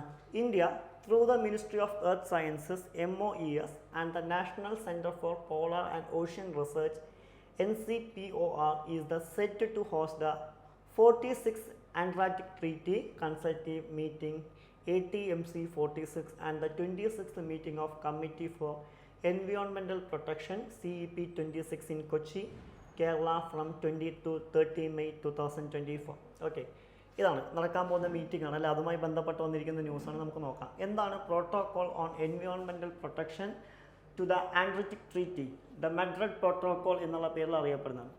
The protocol designate Antarctic as the natural reserve devoted to peace and science and it sets basic principle for human activities Antarctica and the prohibits mineral resources activities except for the scientific research ആണ്. And the protocol can only be modified by the unanimous agreement on all consultative parties until 2048 and the prohibition on the mineral resources activities cannot be removed without binding legal regime. അതായത് പൂർണ്ണമായിട്ടും എന്താണ് ബാധകമാണോ എന്ന് ചോദിച്ചു കഴിഞ്ഞാൽ എന്താണ്? പൂർണ്ണമായിട്ടും ബാധകമല്ല. And the protocol builds upon the Antarctic Treaty and recommendations to the extent the improve TT's effectiveness in the protecting the Antarctic environment. Antarctic environment എങ്ങനെ പ്രൊട്ടക്റ്റ് ചെയ്യാം, അല്ലെങ്കിൽ എന്തൊക്കെ കാര്യങ്ങൾ ചെയ്യണമെന്നുള്ളതാണ് എന്ത് ചെയ്യുന്നത്? ഈ ഒരു ട്രീറ്റിയിൽ പറയുന്നതായിട്ട് എന്ത് ചെയ്യാൻ പറ്റുക? നമുക്ക് കാണാൻ സാധിക്കുക എന്നുള്ളതാണ്. ഇനി ഇതുമായി ബന്ധപ്പെട്ട് വരാവുന്ന മറ്റൊരു ചോദ്യമാണ് national centre for polar and ocean research NCPOR എന്ന് വിളിക്കുന്നത്. എന്താണ് NCPOR എന്ന് വിളിക്കുന്നത്? എന്താണ്? ഒരു ഓട്ടോണമസ് ഇൻസ്റ്റിറ്റ്യൂഷനാണ്. എപ്പോഴാണ് സ്ഥാപിതമാകുന്നത് എന്ന് വെച്ച് കഴിഞ്ഞാൽ എന്താണ്? 1998 MOESൻ്റെ അണ്ടറിലാണ് എന്ത് ചെയ്യുന്നത്? സ്ഥാപിതമാവുന്നതായിട്ട് എന്ത് ചെയ്യാൻ പറ്റുക? നമുക്ക് കാണാൻ പറ്റും. ഓക്കെ, അപ്പോൾ എന്നാണ് സ്ഥാപിതമായെന്ന് ചോദിച്ചു കഴിഞ്ഞാൽ എന്താണ്? 1998. ഇനി MOES എന്താണെന്ന് ചോദിച്ചു കഴിഞ്ഞാൽ നമ്മൾ ഓൾറെഡി നോക്കിയിരുന്നു. എന്താണ് MOES? Ministry of earth sciences ആണ്. ഓക്കെ, എന്താണ്? മിനിസ്ട്രി ഓഫ് എർത്ത് സയൻസസ് ആണ്. Okay, and India scientific and strategies endeavours in the polar regions, the Arctic and Antarctic, the Himalayas and the southern ocean are under the NCPOR Goa. Okay, അപ്പോൾ ഇതും കൂടി എന്ത് ചെയ്യുക? ഓർത്ത് വയ്ക്കുക. ചിലപ്പോഴെന്താണ് ചോദിക്കാൻ സാധ്യതയുള്ള കാര്യങ്ങളാണ്. നെക്സ്റ്റ് വൺ ആണ് ഇത് world press freedom index WPFI. എന്താണ്? On the occasion of the world press freedom day conference on 3rd May 2024 the United Nations Educational and Scientific and Cultural Organization UNESCO released a new report indicating rise in the violence against environmental journalists worldwide. അതായത് ഈ അടുത്ത കാലത്ത് എന്ത് ചെയ്തിരുന്നു, world press freedom ഇൻഡെക്സുമായി ബന്ധപ്പെട്ട് United nations education scientific cultural organisation UNESCO എന്ത് ചെയ്തിരുന്നു, report പുറത്തുവിട്ടിരുന്നു. എന്താണ് റിപ്പോർട്ട്? എൻവയോൺമെൻറ്റൽ ജേർണലിസ്റ്റിനെതിരെയുള്ള എന്ത് ചെയ്യുന്നു, വയലേഷൻസ് എന്ത് ചെയ്യുന്നുണ്ട്, കൂടുന്നുണ്ട് എന്നുള്ളതാണ് റിപ്പോർട്ട്. നമുക്ക് നോക്കാം, അതുമായി ബന്ധപ്പെട്ട് വന്ന ന്യൂസാണ്. എന്താണ് world press freedom index? World press freedom index എന്ന് പറയുന്നത് എന്താണ്? ഒരു ആനുവൽ റാങ്കിങ് ആണ് കൺട്രീസിൻ്റെ. അതായത് എന്താണ്, പബ്ലിഷ്ഡ് ബൈ RSFE. ഓക്കെ, ആരാണ് പബ്ലിഷ് ചെയ്യുന്ന? റിപ്പോർട്ടേഴ്സ് വിത്തൗട്ട് ബോർഡേഴ്സ് ആണ് ഇത് പബ്ലിഷ് ചെയ്യുന്ന. എന്താണ്, ഇൻ്റർനാഷണൽ NGO ആണ്, ഫ്രാൻസിൽ ബേസ് ചെയ്യുന്ന എന്താണ്, ഇൻ്റർനാഷണൽ NGO ആണ് ഇത് പബ്ലിഷ് ചെയ്യുന്നതായിട്ട് കാണാൻ പറ്റുക. And it exclusively focuses on press freedom and does not evaluate the quantity of journalism or broader human rights violation within the countries assessed. അതായത് എന്താണ്, ഇത് പ്രധാനമായിട്ടും എന്തിനെയാണ് നോക്കുന്നത്, അല്ലെങ്കിൽ എന്തിൻ്റെ റാങ്കാണ് എന്ന് ചോദിച്ചു കഴിഞ്ഞാൽ ഒരു രാജ്യത്ത് മാധ്യമങ്ങൾക്ക് എത്രമാത്രം സ്വാതന്ത്ര്യമുണ്ട് എന്നുള്ളതാണ് എന്ത് ചെയ്യുന്നത്, നോക്കുന്നതായിട്ട് എന്ത് ചെയ്യാൻ പറ്റുക, നമുക്ക് കാണാൻ പറ്റുക. ഓക്കെ, അതാണ് ഇതിൽ പ്രധാനമായിട്ടും എന്ത് ചെയ്യുന്നത്, ചർച്ച ചെയ്യുന്നത്. And the press freedom questionnaire compasses 5 key categories. ഇതിൽ പ്രധാനമായിട്ടും 5 കാറ്റഗറീസാണ് ഇതിൽ ക്വസ്റ്റ്യനെയർ ഉള്ളത്. ഏതൊക്കെയാണെന്ന് ചോദിച്ചു കഴിഞ്ഞാൽ, ഒന്ന് എന്താണ്, പൊളിറ്റിക്കൽ കോണ്ടെക്സ്റ്റ് എന്താണെന്നുള്ളതാണ്. ഓക്കെ, എന്താണ് ഒന്നാമത്തെ വരുന്നത്, എന്താണ് പൊളിറ്റിക്കൽ കോണ്ടെക്സ്റ്റ് ആണ്. രണ്ടാമത്തെ വരുന്നത് എന്താണ്, ലീഗൽ ഫ്രെയിം വർക്ക്. 3 എന്താണ്, എക്കോണമിക് കോണ്ടെക്സ്റ്റ്. 4 എന്താണ്, സോഷ്യോ കൾച്ചറൽ കോണ്ടെക്സ്റ്റ്. 5 സെക്യൂരിറ്റി. അപ്പോൾ പ്രധാനമായിട്ടും 5 കോണ്ടെക്സ്റ്റുകളാണ് ഇതിൽ വരുന്നത്. ഏതൊക്കെയെന്ന് ചോദിച്ചു കഴിഞ്ഞാൽ എന്താണ്, 1 എന്ന് വിളിക്കുന്നത് ഏതാണ്, പൊളിറ്റിക്കൽ കോണ്ടെക്സ്റ്റ്. രണ്ടാമത്തെ എന്താണ്, ലീഗൽ ഫ്രെയിം വർക്കാണ്. മൂന്നാമത്തെ എന്താണ്, എക്കോണമിക് കോണ്ടെക്സ്റ്റ്. നാലാമത്തെ എന്താണ്, സോഷ്യോ കൾച്ചറൽ കോണ്ടെക്സ്റ്റ്. 5 സെക്യൂരിറ്റി. ഇത്രയും കാര്യങ്ങളാണ് പ്രധാനമായിട്ടും എന്ത് ചെയ്യുന്നത്, ഇതിൽ ഇൻക്ലൂഡ് ചെയ്തിട്ടുള്ളതായിട്ട് എന്ത് ചെയ്യാൻ പറ്റുക, നമുക്ക് കാണാൻ പറ്റുക. ആൻഡ് നെക്സ്റ്റ് ന്യൂസ് എന്താണ്, next news national commission for protection of child rights ആണ്. ഇനി എന്താണ് ഇത് ന്യൂസിൽ വരാനുള്ള കാരണം? Recently the Tamil Nadu school education department released guidelines for the elimination of corporal punishment in your school. അതായത് GECP എന്നാണ് വിളിക്കുക. ഓക്കെ, എന്താണ് ഇവിടെ പ്രധാനമായിട്ടും ഉദ്ദേശിക്കുന്നത് എന്ന് വെച്ച് കഴിഞ്ഞാൽ, എന്തിനുള്ള ഗൈഡ് ലൈൻസ് ആണ് കൊണ്ടുവന്നിരിക്കുന്നത്? ഇപ്പോൾ സ്കൂളിൽ നടക്കുന്ന, അല്ലെങ്കിൽ പല സ്കൂളുകളിലും നമുക്കറിയാം പ്രധാനമായിട്ടും എന്താണ് നടന്നു വരുന്ന, എന്താണ് കോർപ്പോറൽ പണിഷ്മെൻറ്റ്. എന്താണ് ഈ കോർപ്പോറൽ പണിഷ്മെൻറ്റ് എന്നുള്ളതുകൊണ്ട് ഉദ്ദേശിക്കുന്നത്? ഉദാഹരണമായിട്ട് എന്താണ്, ശാരീരികമായിട്ടുള്ള ശിക്ഷകൾ അല്ലേ, അതിനെതിരെയുള്ള ഗൈഡ് ലൈൻസ് ആര് റിലീസ് ചെയ്തിട്ടുണ്ടെന്ന് പറയുന്നത്? തമിഴ്നാടിൻ്റെ എന്ത് റിലീസ് ചെയ്യുന്നുണ്ട്? തമിഴ്നാട് സ്കൂൾ എഡ്യൂക്കേഷൻ ഡിപ്പാർട്ട്മെൻറ്റ് എന്ത് ചെയ്തിട്ടുണ്ട്? റിലീസ് ചെയ്തതായിട്ട് എന്ത് ചെയ്യാൻ പറ്റും, നമുക്ക് കാണാൻ സാധിക്കും എന്നുള്ളതാണ്. ഓക്കെ, അതുമായി ബന്ധപ്പെട്ടാണ് എന്ത് ചെയ്യുന്നത്, national commission for protection of child rights എന്നാണ് ന്യൂസിൽ വന്നിരിക്കുന്നതായിട്ട് എന്ത് ചെയ്യാൻ പറ്റുക, കാണാൻ സാധിക്കുക. ഓക്കെ, NPCPR എന്ന് പറയുന്നതാണ് ഒരു സ്റ്റാറ്റ്യൂട്ടറി ബോഡിയാണ്. അതുപോലെ തന്നെ ഇതെന്താണ് സെറ്റ് ചെയ്യുന്നതെന്ന് വെച്ച് കഴിഞ്ഞാൽ, മാർച്ച് 2007 എന്ത് ചെയ്യുന്നത്, ഇത് സെറ്റ് ചെയ്യുന്നത് ഏതിൻ്റെ അണ്ടറിൽ? Commission for protection of child rights. That means CPCR ആക്ടിൻ്റെ അണ്ടറിൽ 2005 സെറ്റ് ചെയ്യുന്നത്. അതുപോലെ തന്നെ ഇത് ഏത് മിനിസ്റ്ററുടെ അണ്ടറിലാണ് വരുന്നത് എന്ന് വെച്ച് കഴിഞ്ഞാൽ, ഏത് മിനിസ്റ്ററുടെ അണ്ടറിലാണ്? Ministry of women and child development അണ്ടറിലാണ് എന്ത് ചെയ്യുന്നത്, ഇത് വരുന്നതായിട്ട് എന്ത് ചെയ്യാൻ പറ്റുക, നമുക്ക് കാണാൻ പറ്റുക. ആൻഡ് എന്താണ് പറയുന്നത്? The commission mandates is to ensure that all laws, policies, programs and administrative mechanisms are conscious with the child rights perspective as the enshrined in the Constitution of India and also the UN Convention of Rights of the Child. അതായത് ഈ commission നോക്കുന്നതാണ് Indian കോൺസ്റ്റിറ്റ്യൂഷനിൽ കുട്ടികൾക്ക് വേണ്ടി ഒരുപാട് അവകാശങ്ങൾ പറയുന്നുണ്ടല്ലേ, അതെല്ലാം കുട്ടികൾക്ക് കൃത്യമായി കിട്ടുന്നുണ്ടോ? അതുപോലെ UN കൺവെൻഷനിലും കുട്ടികൾക്ക് വേണ്ടുള്ള അവകാശങ്ങൾ, അതായത് ഇൻ്റർനാഷണൽ ലെവലിൽ തന്നെ വേണ്ട അവകാശങ്ങൾ പറയുന്നുണ്ട്. അതെല്ലാം കുട്ടികൾക്ക് കിട്ടുന്നുണ്ടോ എന്ന് നോക്കുന്ന ആരാന്ന് ചോദിച്ചു കഴിഞ്ഞാൽ, ആരാണ്? National commission for protection of child rights ആണ് നോക്കുന്നതായിട്ട് എന്ത് ചെയ്യാൻ പറ്റുക, നമുക്ക് കാണാൻ പറ്റും. അപ്പോൾ നമുക്കറിയാം, ഫോർ എക്സാമ്പിൾ 2002 86ാമത്തെ ഭരണഘടനാ ഭേദഗതി പ്രകാരം, ഇന്ത്യൻ കോൺസ്റ്റിറ്റ്യൂഷൻ്റെ 86ാമത്തെ ഭരണഘടനാ ഭേദഗതി പ്രകാരം 6 വയസ്സ് മുതൽ 14 വയസ്സ് വരെയുള്ള കുട്ടികൾക്ക് എന്ത് ചെയ്യണം, സൗജന്യവും നിർബന്ധിതവുമായ വിദ്യാഭ്യാസം എന്ത് ചെയ്യണം, കൊടുത്തിരിക്കണമെന്ന് നമ്മൾ കൃത്യമായി പറഞ്ഞിരുന്നു.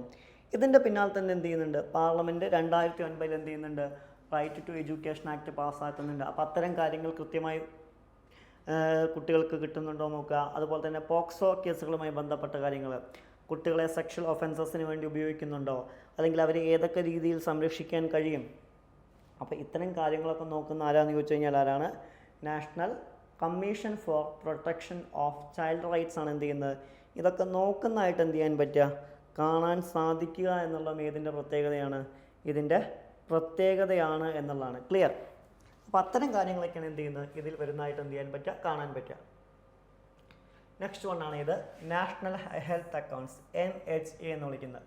ഓക്കെ, എന്താണ് നാഷണൽ ഹെൽത്ത് അക്കൗണ്ട്സ് ന്യൂസിൽ വരാനുള്ള കാരണം? ന്യൂസ് നോക്കാം എന്താണ്. The national health accounts data show the government health expenditure GHE, government health expenditure ആണ് GHE, as proportion of GDP increased by predicted 63% between 2014-15 to 21-22. Okay, ഇതാണ് അത് ന്യൂസിൽ വരാനുള്ള എന്താണ് ഒരു കാരണമെന്ന് വിളിക്കുന്നത്. ഇനി നമുക്ക് നോക്കാം എന്താണ് national health accounts. National health accounts estimate the prepared by national health system resources centre. Okay, അപ്പോൾ ആരാണ് national health accounts NHA prepare ചെയ്യുന്ന ആരാന്ന് ചോദിച്ചു കഴിഞ്ഞാൽ ആരാണ്? National health systems resources centre NHSRC ആണ് എന്ത് ചെയ്യുന്നത് ഇത് ഡെവലപ്പ് ചെയ്യുന്നതായിട്ട് അല്ലെങ്കിൽ പ്രിപ്പയർ ചെയ്യുന്നതായിട്ട് എന്ത് ചെയ്യാൻ പറ്റുക, നമുക്ക് കാണാൻ പറ്റുക. Designed as a national health account technical secretariat 2014 by the union health ministry. ഇനി അതുപോലെ തന്നെ എന്താണ് അവർ ഏത് ഡെസിഗ്നേഷനിലായിരിക്കുന്നത്? National health accounts technical secretariat എന്നുള്ള ഡെസിഗ്നേഷനിലാണ്, NHATS-ലാണ്. ആൻഡ് 2014 മുതൽ. ആൻഡ് ഇത് ഏതിൻ്റെ അണ്ടറിലാണ് വരുന്നത്? യൂണിയൻ ഹെൽത്ത് മിനിസ്റ്ററുടെ അണ്ടറിലാണ് എന്ത് ചെയ്യുന്നത് ഇവർ വരുന്നതായിട്ട് എന്ത് ചെയ്യാൻ പറ്റുക, നമുക്ക് കാണാൻ പറ്റും. The NHA estimate are prepared by using an accounting framework based on the internationally accepted standard system of health accounts. Okay, internationally accept ചെയ്ത മെത്തേഡിലാണ് എന്ത് ചെയ്യുന്നത് ഇവരിത് പ്രിപ്പയർ ചെയ്യുന്നതായിട്ട് എന്ത് ചെയ്യാൻ പറ്റുക, കാണാൻ പറ്റുക. 2011 മുതൽ developed by the World Health Organization. Okay, ഇതാരാണ് 2011 ഡെവലപ്പ് ചെയ്തത്? വേൾഡ് ഹെൽത്ത് ഓർഗനൈസേഷനാണ് എന്ത് ചെയ്യുന്നത് ഇത് ഡെവലപ്പ് ചെയ്യുന്നതായിട്ട് എന്ത് ചെയ്യാൻ പറ്റുക, നമുക്ക് കാണാൻ പറ്റുക.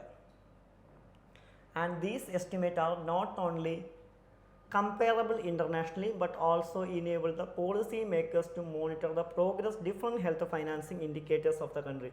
ഇതെന്താണ് ഒരിക്കലും ഇൻ്റർനാഷണൽ ലെവലിൽ മോണിറ്റർ ചെയ്യുന്നതിന് വേണ്ടിയിട്ടുള്ള എസ്റ്റിമേറ്റ് ചെയ്യുന്നതിന് വേണ്ടിയിട്ടുള്ള, പക്ഷേ നമ്മുടെ രാജ്യത്ത് നടക്കുന്ന ഹെൽത്ത് ഫൈനാൻസിങ് എത്രത്തോളം ഉണ്ട് അതിൻ്റെ ഇൻഡിക്കേറ്റേഴ്സ് എന്ത് ചെയ്യുക, കൃത്യമായിട്ട് മോണിറ്റർ ചെയ്യുക എന്നുള്ളതാണ് ഏതിൻ്റെ ലക്ഷ്യം എന്ന് വിളിക്കുന്നത്.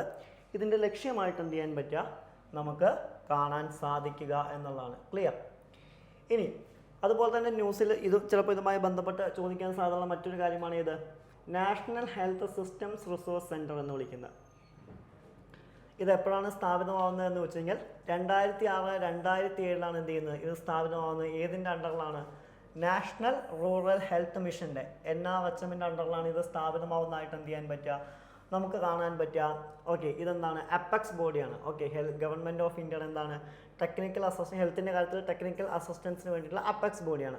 And it mandate to assist in policy and strategy development in the provision and mobilisation of technical assistance to the state in the capacity building for the ministry of health and family welfare. Okay, അതുപോലെ തന്നെ എന്താണ് ministry of health and family welfare ആണ് ഇതിന് ബാക്കിയുള്ള അസിസ്റ്റൻസും മറ്റു കാര്യങ്ങളൊക്കെ കൊടുക്കുന്നതായിട്ട് എന്ത് ചെയ്യാൻ പറ്റുക, നമുക്ക് കാണാൻ സാധിക്കുക എന്നുള്ളതാണ്. ക്ലിയർ?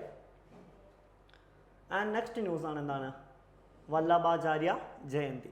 ഓക്കെ, എന്താണ് ഇത് ന്യൂസിൽ വരാനുള്ള കാരണം? The Vallabhacharya Jayanti celebrated 4th May 2024.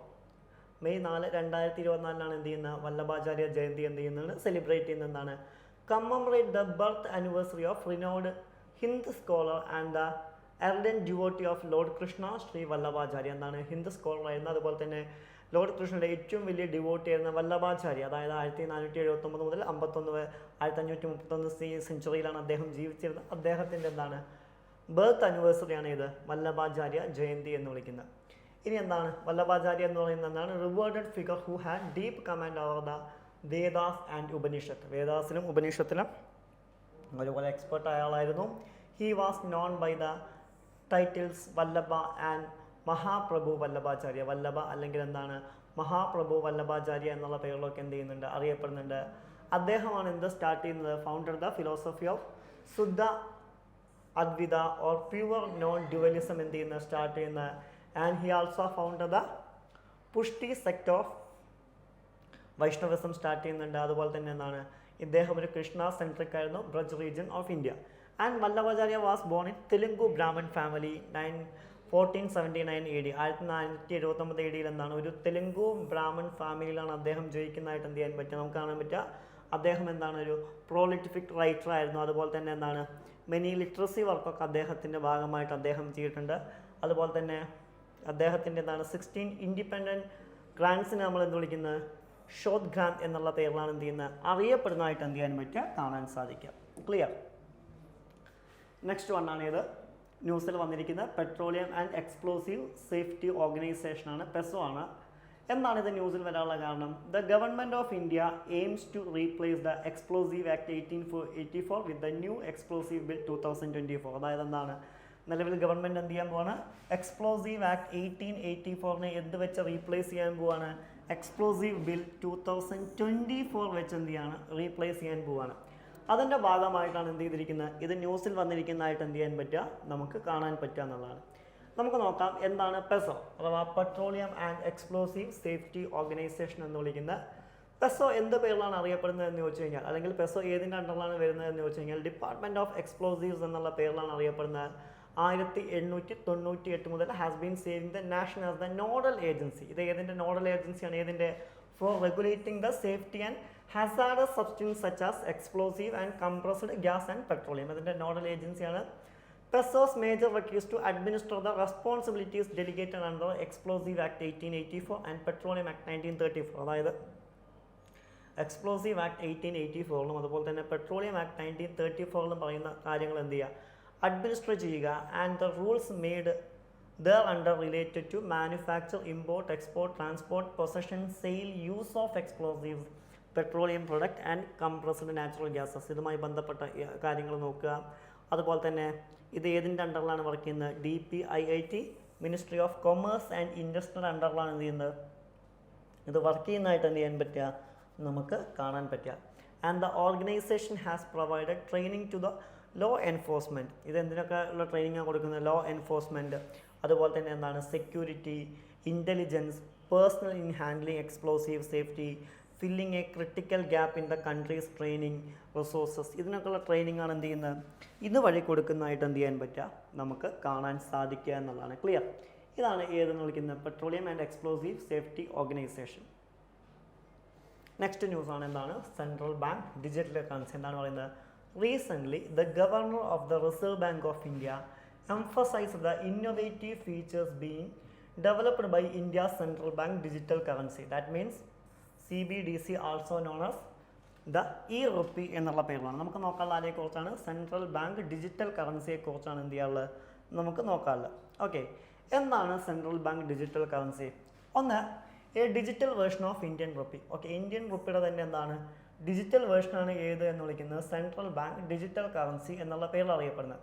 ഇനി ഇതെന്തൊക്കെ പേരിൽ അറിയപ്പെടുന്നുണ്ട്, ഈ റുപ്പി എന്നുള്ള പേരിൽ അറിയപ്പെടുന്നുണ്ട്, അല്ലെങ്കിൽ സെൻട്രൽ ബാങ്ക് ഡിജിറ്റൽ കറൻസി അഥവാ CBDC എന്നുള്ള പേരിലും എന്ത് ചെയ്യുന്നുണ്ട്, അത് അറിയപ്പെടുന്നതായിട്ട് എന്ത് ചെയ്യാൻ പറ്റും, നമുക്ക് കാണാൻ പറ്റും. A centrally owned digital currency unlike privately owned crypto. ഇതെന്താണ്, ഇത് ക്രിപ്റ്റോ പോലല്ല. ക്രിപ്റ്റോ നമുക്കറിയാം, ക്രിപ്റ്റോ എന്ന് പറയുന്നത് എന്താണ്, നമ്മൾ പറയുന്നതാണ് പിയർ ടു പിയർ ആണല്ലേ, അതായത് അയക്കുന്ന ആൾക്കും സ്വീകരിക്കുന്ന ആൾക്കും മാത്രമാണ് റെസ്പോൺസിബിലിറ്റി, ഒരു സെൻട്രൽ അഡ്മിനിസ്ട്രേഷൻ ഇല്ല. പക്ഷേ ഇതെന്താണ്, ഒരു സെൻട്രലി ഓൺഡ് ആണ് എന്നുള്ളത് ഇതിൻ്റെ പ്രത്യേകതയാണ്. And offline functionality purposed one can transact without the interact എന്നുള്ളത് ഇതിൻ്റെ പ്രത്യേകതയാണ്.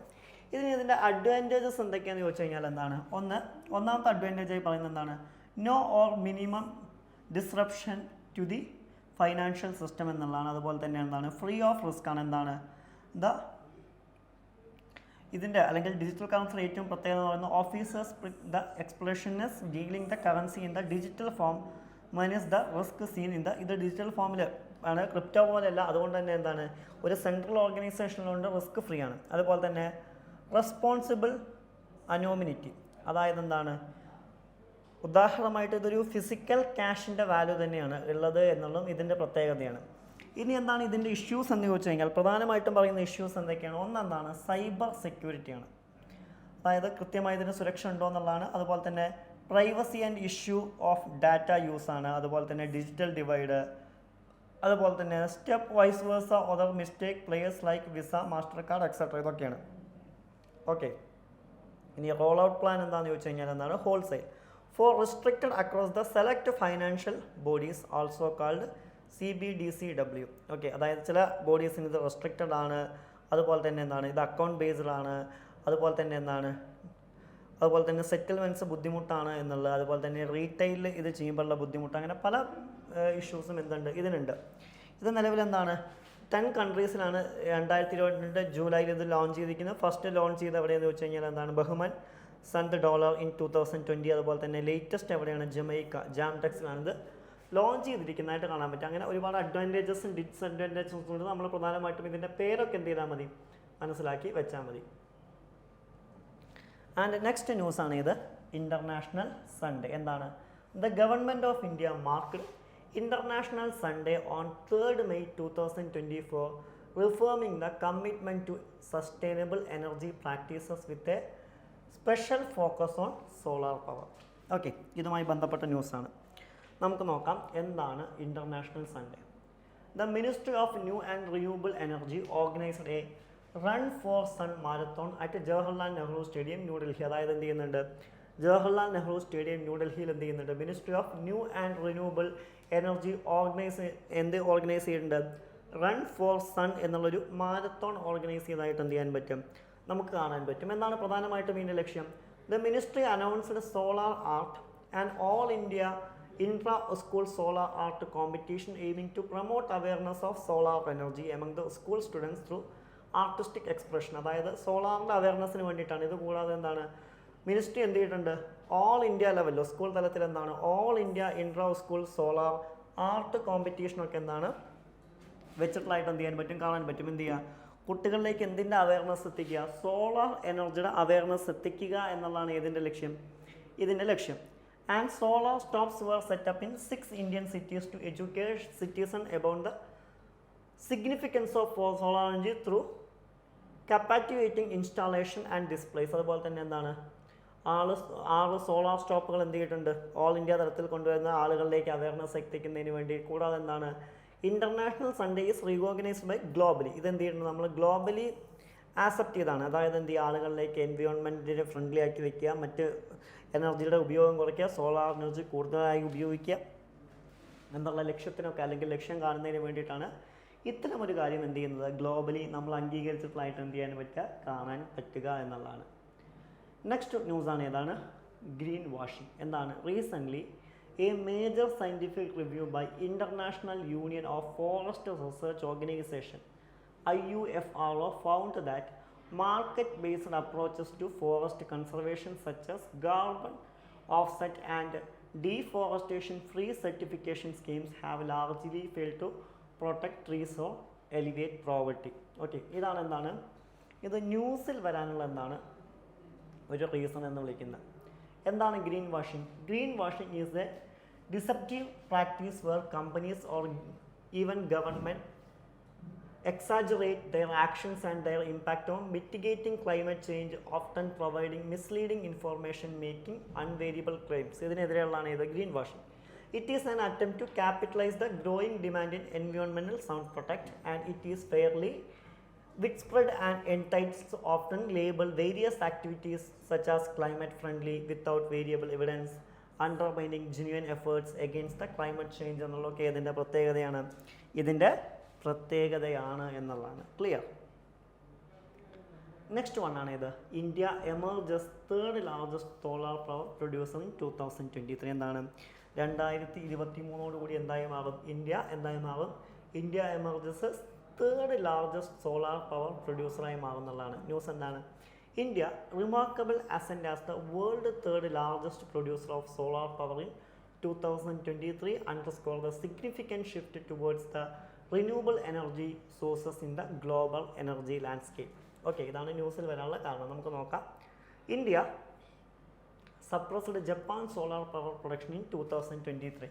അല്ല, 2023 ജപ്പാനിൽ സപ്രസ് ചെയ്തിരുന്നു, generating 113 billion units compress ജപ്പാൻസ് 1110 BU. അതായത് സോളാർ പവറിന് ജപ്പാൻ 1110 ആണെന്നുണ്ടെങ്കിൽ ഇന്ത്യ ഉൽപ്പാദിപ്പിച്ച എത്രയാണ്, 112 ആയിരുന്നു. അങ്ങനെ ജപ്പാൻ ഇന്ത്യ എന്ത് ചെയ്തിരുന്നു, കടത്തിവെട്ടിയിരുന്നു. And China remains the leading producer of solar power globally, generating 584 BU in 2024. ചൈനയാണ് ഏറ്റവും മുന്നിൽ നിൽക്കുന്നത്. എത്രയാണ്? 584 ബില്യൺ യൂണിറ്റുകളുമായിട്ട് 2023. അതുപോലെ തന്നെ എന്താണ്, more than next 4 countries combined United States, Japan, Germany, ഇന്ത്യക്കാണ് ഇതിൻ്റെ പിന്നാലെ വരുന്നത്. India ranks 5th globally in the installed power capacity. Power കപ്പാസിറ്റിയിൽ ഇന്ത്യ എന്താണ്? 5ാമതാണ് with 73 GW and solar power കപ്പാസിറ്റിയിൽ. And the global solar generation 2023 was more than 6 times larger than 2015, while in India it was 17 times higher. Okay, ഇതും ആരുടെ പ്രത്യേകതയാണ്? നമ്മുടെ പ്രത്യേകതയാണ്. The share of solar generation increased from 0.5% of India electricity in 2015 to 5.8 in 2023. അതായത് 2015 solar generation എന്ന് പറയുന്നത് 0.5% ആണെങ്കിൽ ഇപ്പോൾ എന്തായി മാറുന്നത്? 5.8% കൂടിയിട്ടുണ്ട്.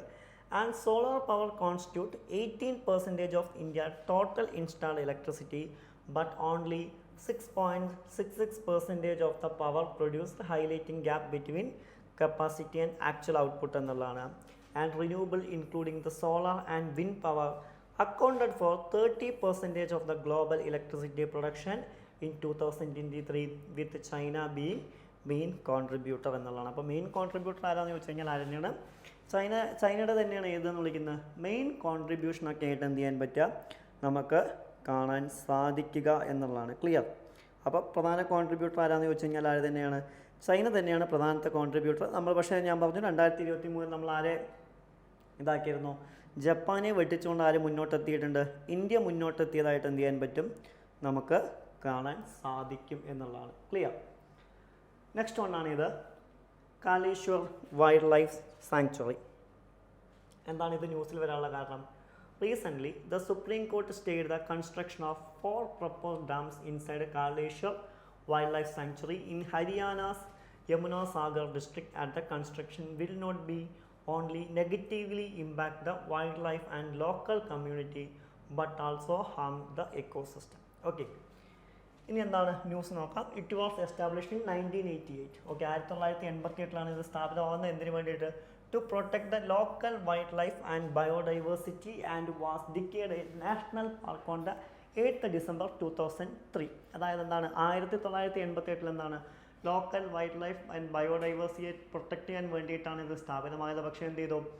2003 December 8 നമ്മൾ ഇതിനെ എന്തായി ഡിക്ലെയർ ചെയ്യുന്നുണ്ട്? നാഷണൽ പാർക്കായിട്ട് എന്ത് ചെയ്തിട്ടുണ്ട്? ഡിക്ലെയർ ചെയ്തതായിട്ട് എന്ത് ചെയ്യാൻ പറ്റും? നമുക്ക് കാണാൻ പറ്റും. And it is situated in the foot hills of Shivalik ranges of Himalaya and continues to Rajaji national park Uttarakhand and Simbola national park Himachal Pradesh. Okay, ഇത് എവിടെയൊക്കെയാണ് സിറ്റ് ചെയ്യുന്നത്? ഫുട്ട് ഹിൽസിലാണ്. ഏതൊക്കെ? ഷിവാലിക് റേഞ്ചസിൻ്റെ, ഹിമാലയാസിൻ്റെ, അതുപോലെ തന്നെ എന്താണ് രാജാജി നാഷണൽ പാർക്ക് ഉത്തരാഖണ്ഡിൻ്റെയും സിംബ്ര നാഷണൽ പാർക്ക് ഹിമാചൽ പ്രദേശിനൊക്കെ ഭാഗമായിട്ട്. It is spread across 13,209 acres in rich biodiversity. ഏകദേശം 13,250 ഏക്കേഴ്സാണ് ഇതിൻ്റെ land. Rich ബയോഡൈവേഴ്സിറ്റിയാണ്. And featuring dense sal and khair forest and grass land patches supporting diverse plant animals and life. ഇതൊക്കെ ഇതിൻ്റെ ഭാഗമാണ്. ക്ലിയർ? അതുപോലെ തന്നെ എന്താണ് പറയുന്നത്? It is the home to many species of animals. പ്രധാനമായിട്ടും ഇവിടെ എന്തൊക്കെയാണ് കാണപ്പെടുന്നത് എന്ന് ചോദിച്ചു കഴിഞ്ഞാൽ ഏതൊക്കെയാണ്? പ്രധാനമായിട്ടും കാണപ്പെടുന്നത് ഏതൊക്കെയാണെന്ന് ചോദിച്ചു കഴിഞ്ഞാൽ ഏതൊക്കെയാണ്? ഒന്ന് ലിയോപാർഡ്സ്, അതുപോലെ തന്നെ sambar deer, barking deer, hyenas, jackals, Indian porcupines, Indian pangolins, അതുപോലെ തന്നെ എന്താണ് and langurs and several species ഒക്കെയാണ് എന്ത് ചെയ്യുന്നത് ഇതിൽ കാണപ്പെടുന്നത്. അതുപോലെ തന്നെ such as red jungle fowl, grey partridge, Indian peafowl, അതുപോലെ തന്നെ വൈറ്റ് ത്രെഡ് കിങ് ഫിഷറൊക്കെയാണ് എന്ത് ചെയ്യുന്നത് പ്രധാനമായിട്ടും എന്താണ് ഇവിടെ കാണപ്പെടുന്നതായിട്ട് എന്ത് ചെയ്യാൻ പറ്റുക നമുക്ക് കാണാൻ സാധിക്കുക എന്നുള്ളതാണ്. ക്ലിയർ? അപ്പോൾ ഇതൊക്കെ ഏതിൻ്റെ ഭാഗമാണ്? ഇതിൻ്റെ ഭാഗമായിട്ട് എന്ത് ചെയ്യാൻ പറ്റും നമുക്ക് കാണാൻ സാധിക്കും എന്നുള്ളതാണ്. ഓക്കെ, നെക്സ്റ്റ് വൺ ആണ് ഇത് government initiatives in the pharma sector. എന്താണ്? India has achieved a significant milestone in the medical goods business, becoming the net exporter of medical consumables and disposals for the first time in the fiscal year. That means 2022 and 23. Okay. ഇനി എന്തൊക്കെയാണ് pharmaceutical സെക്ടറിൽ government കൊണ്ടുവന്നിരിക്കുന്ന പ്രധാനപ്പെട്ട initiatives എന്ന് നോക്കാം. എന്താണ് ഒന്ന് പറയുന്നത് എന്താണ് production linked incentive scheme for pharmaceuticals. അതുപോലെ തന്നെ എന്താണ് promotion of bulk and drug park schemes ആണ് വരുന്നത്. കൂടാതെ എന്താണ് സ്ട്രെങ്തനിങ് ദ ഫാർമസ്യൂട്ടിക്കൽസ് ഇൻഡസ്ട്രി സ്കീമാണ്. And national policy on research and development innovation in pharma medtech sector in India വരുന്നതായിട്ട് കാണാൻ പറ്റും. And scheme for promotion of research and innovation in pharma medtech സെക്ടറാണ് PRIP. അതുപോലെ തന്നെ ഫാർമസ്യൂട്ടിക്കൽസ് ടെക്നോളജി അപ്ഗ്രഡേഷൻ അസിസ്റ്റൻസ് ആണ് വരുന്നത്, അതായത് PTUAS സ്കീം ഇതിൻ്റെ ഭാഗമായിട്ടാണ് വരുന്നത്. അതുപോലെ തന്നെ റിവൈസ്ഡ് ഗുഡ് മാനുഫാക്ചറിങ് പ്രാക്ടീസസ് GMPയും ഏതിൻ്റെ ഭാഗമായിട്ട് വരുന്നുണ്ട്, ഇതിൻ്റെ ഭാഗമായിട്ട് വരുന്നതായിട്ട് എന്ത് ചെയ്യാൻ പറ്റും, നമുക്ക് കാണാൻ സാധിക്കും എന്നുള്ളതാണ്. ഓക്കെ, നെക്സ്റ്റ് ന്യൂസ് നോക്കാം. എന്താണ് നെക്സ്റ്റ് ന്യൂസ് എന്ന് പറയുന്നത്? എന്താണ് ഭവാനി സാഗർ ഡാമാണ്. എന്താണ് ഇത് ന്യൂസിൽ വരാനുള്ളൊരു കാരണം? Recently inscriptions found in the Shri Madhava Perumal temple indicates the existence of major trade route over 1000 years ago connecting the Kongu region in western Tamil Nadu with the southern Karnataka and Kerala. Okay, ഇതെന്താണ് ഇത് ന്യൂസിൽ വരാനുള്ളൊരു കാരണം. നമുക്ക് നോക്കി നോക്കാം. എന്താണ് Bhavani Sagar dam? ഇതെവിടെയാണ് locate ചെയ്തിരിക്കുന്നത് വെച്ച് കഴിഞ്ഞാൽ എവിടെയാണ്? ഈറോഡ് ഡിസ്ട്രിക്ട്, തമിഴ്നാടു, ഇന്ത്യയിലാണ് എന്ത് ചെയ്യുന്നത്. ഇതിൻ്റെ ലൊക്കേഷൻ എന്ത് ചെയ്യാൻ പറ്റും, നമുക്ക് കാണാൻ പറ്റും. അപ്പോൾ ലൊക്കേഷൻ എവിടെയാണ്? ഈറോഡ് ഡിസ്ട്രിക്ട്, തമിഴ്നാടു, ഇന്ത്യയാണ്. The dam is constructed on the Bhavani river. Okay, Bhavani river സൈഡിലാണ് എന്ത് ചെയ്യുന്നത്, ഇത് കൺസ്ട്രക്ട് ചെയ്തിരിക്കുന്നത്. It is the one of the world's largest earthen dams. Okay, എന്താണ് ലോകത്തിലെ തന്നെ വേൾഡ് ലാർജസ്റ്റ് എർത്തേൺ ഡാം ആണ് എന്നുള്ളത് ഇതിൻ്റെ പ്രത്യേകതയാണ്, ഇതിൻ്റെ പ്രത്യേകതയാണ്. And Bhavani river originate from the Nilgiri hills of western Ghats. Okay, എവിടെ നിന്നാണ് ഭവാനി റിവർ ഒറിജിനേറ്റ് ചെയ്യുന്നതെന്ന് വെച്ച് കഴിഞ്ഞാൽ എവിടെ നിന്നാണ്? നീലഗിരി ഹിൽസ് ഓഫ് വെസ്റ്റേൺ ഗട്ട്സിൽ നിന്നാണ് എന്ത് ചെയ്യുന്നത്, ഇത് ഒറിജിനേറ്റ് ചെയ്യുന്നതായിട്ട് എന്ത് ചെയ്യാൻ പറ്റുക, നമുക്ക് കാണാൻ പറ്റുക. And enters the silent Valley national park in Karnataka. Okay, അതുപോലെ തന്നെ ഇത് എങ്ങോട്ട് എൻ്റർ ചെയ്യുന്നു? സൈലൻറ്റ് വാലി നാഷണൽ പാർക്ക് കേരളത്തിൽ എന്ത് ചെയ്യുന്നുണ്ട്, ഇത് എൻ്റർ ചെയ്യുന്നുണ്ട്. And flows back towards Tamil Nadu, പിന്നീട് എന്ത് ചെയ്യുന്നത്, തമിഴ്നാട്ടിലേക്ക് തിരിച്ചു പോകുന്നു. And the Bhavani river is the one of the main tributaries of Kaveri river. Kaveri റിവറിൻ്റെ എന്താണ് ട്രൈബ്യൂട്ടറി കൂടിയാണ് ഇത് ഭവാനി റിവർ എന്നുള്ള എന്താണ് ഇതിൻ്റെ പ്രത്യേകതയാണ് എന്നുള്ളതാണ്. ക്ലിയർ? ആൻഡ് നെക്സ്റ്റ് വൺ ആണ് comparative analysis the past actions by the RBI. Reserve bank of ഇന്ത്യയാണ് ന്യൂസിൽ വന്നിരിക്കുന്നത്, നോക്കാം. And the Reserve bank of India RBI has barred Kotak Mahindra bank from the onboarding new customers in online and mobile banking channels issuing fresh credit card. Okay, എന്ത് ചെയ്യുന്നുണ്ട്, കൊട്ടാക് മഹീന്ദ്ര ബാങ്കിന് ഏതിൽ നിന്ന് ഓൺലൈനായിട്ടോ അല്ലെങ്കിൽ മൊബൈൽ ബാങ്കിങ് വഴിയോ ഫ്രഷ് ക്രെഡിറ്റ് കാർഡ് ഇഷ്യൂ ചെയ്യുന്നതിൽ നിന്ന് എന്ത് ചെയ്തിട്ടുണ്ട്, ചില കാര്യങ്ങളെ കൊണ്ട് നിർത്തലാക്കിയിട്ടുണ്ട് എന്നുള്ളതാണ്. എന്താണ് comparative analysis with the past actions by RBI എന്ന് പറയുന്നത്? In December 2020 HDFC bank was barred from launching new digital product. എന്ത് ചെയ്യുന്നുണ്ട്, ഇതേപോലെ 2020 ഡിസംബറിൽ എന്ത് ചെയ്തിരുന്നു, HDFCയെ ബാൻ ചെയ്തിരുന്നു എന്നാണ്, പുതിയ ഡിജിറ്റൽ പ്രൊഡക്റ്റ് ഇറക്കുന്നതിൽ നിന്ന്. And sourcing new credit card customers due to requiring outages in the internet and mobile banking പ്ലാറ്റ്ഫോമാണ്. അതുപോലെ തന്നെ എന്താണ്, ഇൻ ഒക്ടോബർ 2023 എന്ത് ചെയ്തിരുന്നു, ബാങ്ക് ഓഫ് ബറോഡ എന്ത് ചെയ്തിരുന്നു, ഡയറക്റ്റ് ചെയ്തിരുന്നു എന്താണ്, suspend fresh ongoing customers into the BOB world mobile application over certain material supervisory കൺസേൺസിനെയൊക്കെ തുറന്നിട്ട്. ഓക്കെ, അത് റിസർവ് ബാങ്ക് ഓഫ് ഇന്ത്യ നടത്തുന്ന ഒരു അനാലിസിസ് ആണ്. അതായത് ഓരോ ബാങ്കിലും അല്ലെങ്കിൽ നമുക്കറിയാം ഓരോ ബാങ്കിൻ്റെയും നിയന്ത്രണം കൃത്യമായ ആരുടെ കയ്യിലുണ്ട്, റിസർവ് ബാങ്ക് ഓഫ് ഇന്ത്യയുടെ കൈകളിലുണ്ട്. അതിൽ കൃത്യമായി നടത്തുന്ന അനാലിസിസ് ആണ്. നെക്സ്റ്റ് വൺ ആണ് ഇത് ജിയാദാൽ റിവർ ആസാം. എന്താണ്, heavy perception in the Assam is actively reshaping the path of Jiadhal river leading to soil erosion and posing a significant threat to agriculture. Okay, നമുക്ക് നോക്കി നോക്കാം. എന്താണ്, it originates from sub Himalayan mountains of Arunachal Pradesh. Arunachal പ്രദേശിലെ sub Himalayan മൗണ്ടെയ്ൻസിൽ നിന്നാണ് ഇത് തുടങ്ങുന്നത്. And altitude എന്ന് പറയുന്നത് എത്രയാണ്, 1247 മീറ്ററാണ്.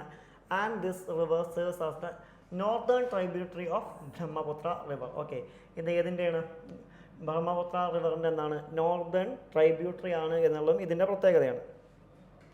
It flows through a narrow gorge Arunachal Pradesh and river emerges into the plains of Assam, specifically Dhemaji district known as the Sorrow of Dhemaji എന്നുള്ള പേരിലും അറിയപ്പെടുന്നുണ്ട്. എന്താണ്, ആനുവൽ ഫ്ലഡിനെ അല്ലെങ്കിൽ ഇറോഷനെയൊക്കെ തുടർന്ന്. And it travels down stream from Gomukh, which renamed as the Komotia River. As a northern sub-tributary of the Brahmaputra River, it merges with the Sapsari River near the end point, accumulating the Brahmaputra's water volume and force എന്നുള്ളതൊക്കെ എന്താണ് ഇതിൻ്റെ പ്രത്യേകതയാണ്. Next one ആണ് ഇത് EC stops release of aid under Rythu Bharosa scheme എന്താണ്. Recently the election commission of India has put on hold the disbursement of amount of Ritu Bharosa, previously known as Ritu Bandhu, is the complete polling for the Lok Sabha elections. ഇതാണ് ഇത് ന്യൂസിൽ വരാനുള്ള ഒരു കാരണം എന്താണ്. The chief minister of Telangana violate the model code of conduct, അതായത് election കമ്മീഷൻ്റെ model code of conduct ആര് വയലേറ്റ് ഉണ്ട്, എന്താണ് തെലങ്കാനയിലെ ചീഫ് മിനിസ്റ്റർ വയലേറ്റ് ചെയ്യേണ്ട അദ്ദേഹം എന്ത് ചെയ്തതുമായി ബന്ധപ്പെട്ട എമൗണ്ടുകൾ കൊടുത്തു എന്നുള്ളതാണ്. നമുക്കറിയാം model code of conduct practice ചെയ്തുകൊണ്ട് മാത്രമേ ഇതിനെക്കുറിച്ച് നമുക്ക് ഇലക്ഷനെ നമുക്ക് നേരിടാൻ പറ്റുള്ളൂ. ആർട്ടിക്കിൾ 324 നമുക്കറിയാം ഇലക്ഷൻ കമ്മീഷൻ ഓഫ് ഇന്ത്യയെക്കുറിച്ചും അതിൻ്റെ നിയമപരമായ അധികാരത്തെയും കുറിച്ച് പറയുന്നത്. ദ സ്കീം എന്ന് പറയുന്നത് എന്താണ്, ധിരു ബസ്വര എന്നുള്ളതാണ്. അതായത് നയൻ നവരത്ന വെൽഫെയർ സ്കീംസ് ആണ് തെലങ്കാന ഗവൺമെൻറ് 2019 ലോഞ്ച് ചെയ്തതാണ്. The scheme provide financial assistant Rs 13,500 for farmer family every year, including talent farmers also across the state. ഇതാണ് ആ സ്കീം. പക്ഷേ ഇതൊരിക്കലും എന്ത് ചെയ്യാൻ പറ്റില്ല, ഇലക്ഷൻ്റെ സമയത്ത് കൊടുക്കാൻ പാടില്ല. അതാണ് എന്ത് കണ്ടക്ട് ചെയ്തു, MCC എന്താണ് വയലേറ്റ് ചെയ്തു എന്ന് പറയാൻ കാരണം. ക്ലിയർ. നെക്സ്റ്റ് വൺ ആണ് ആരാണ്, ഗോപാലകൃഷ്ണ ഗോഖലെയാണ്. കാലഘട്ടം നമുക്കറിയാം 1866 മുതൽ 1915 വരെയാണ്. അദ്ദേഹത്തിൻ്റെ ബർത്ത് ആനിവേഴ്സറി ആയിരുന്നു, അതുമായി ബന്ധപ്പെട്ട ന്യൂസാണ്. അദ്ദേഹം എവിടെ ജനിച്ചു വെച്ച് കഴിഞ്ഞാൽ മഹാരാഷ്ട്രയിൽ എന്താണ് രത്നഗിരി ഡിസ്ട്രിക്റ്റിലാണ് ജനിക്കുന്നത്. അതുപോലെ തന്നെ എന്താണ് അദ്ദേഹം ഒരു മോഡറേറ്റർ ആയിരുന്നു, അതുപോലെ തന്നെ ലിബറൽ പൊളിറ്റിക്കൽ തിങ്കറായിരുന്നു. അതുപോലെ തന്നെ ബനാറസ് സെഷനിൽ ഇന്ത്യൻ നാഷണൽ കോൺഗ്രസിൻ്റെ പ്രസിഡൻ്റ് ആയിരുന്നു 1905. അതുപോലെ തന്നെ 1905 എന്താണ് ഇദ്ദേഹം സെർവൻസ് ഓഫ് ഇന്ത്യ സൊസൈറ്റി എന്ത് ചെയ്തു, ഫോം ചെയ്തു. ഇദ്ദേഹത്തിൻ്റെ പൊളിറ്റിക്സ് എന്താണെന്ന് ചോദിച്ചു കഴിഞ്ഞാൽ എന്താണ്, he laid the foundation of constitutionalism തുടക്കം കുറിച്ചു. ആൻഡ് എക്കണോമിക്സ് എന്താണ്, he encourage the process of capitalist development ആണ്. ആൻഡ് സോഷ്യൽ എന്താണ്, ഈ enhance the dignity of the individual irrespective of his race, religion, language and class ആണ്. Clear. Next 25 ന്യൂസാണ്, last ന്യൂസാണ്. ഘന ഇതിൻ്റെ ക്യാപിറ്റൽ അക്രയാണ്. എന്താണ് ന്യൂസിൽ വരാൻ കാരണം, India Ghana agreement strengthen trade ties in the 4th joint trade committee meeting Accra. ഇതാണ് ന്യൂസിൽ വരാനുള്ള കാരണം. പൊളിറ്റിക്കൽ ഫീച്ചർ നോക്കാം. ഒരു വെസ്റ്റ് ആഫ്രിക്കൻ കൺട്രിയാണ് gulf of Guinea. And land border എന്ന് പറയുന്നത് എന്താണ്, ബുർക്കേനിയ ഫാസോ നോർത്തിൽ, Togo east, Cote d'Ivoire west. And maritime boundary എന്താണെന്ന് ചോദിച്ചു കഴിഞ്ഞാൽ എന്താണ്, അറ്റ്ലാന്റിക് ഓഷനാണ് സൗത്ത്. ജിയോഗ്രഫിക്കൽ ഫീച്ചർ എന്താണ്, മേജർ റിവേഴ്സ് എന്ന് പറയുന്നത് വോൾട്ട, ടാനോ, പ്ര എക്സെട്രയാണ്. ഹയസ്റ്റ് പീക്ക് ഏതാണ്, മൗണ്ട് അബ്ജറ്റോ ആണ്. ആൻഡ് ഗ്രീൻവിച്ച് മെറിഡിയൻ ഇതിനോട് എന്ത് ചെയ്യുന്നത്, പാസ് ചെയ്യുന്നതായിട്ട് എന്ത് ചെയ്യാൻ പറ്റും, നമുക്ക് കാണാൻ സാധിക്കും എന്നുള്ളതാണ്. ക്ലിയർ. അപ്പോൾ ഇതൊക്കെയാണ് എന്താണ് ഈ ആഴ്ചത്തെ ഇമ്പോർട്ടൻ്റ് ആയിട്ടുള്ള എന്താണ് ന്യൂസുകൾ. Okay, thank you.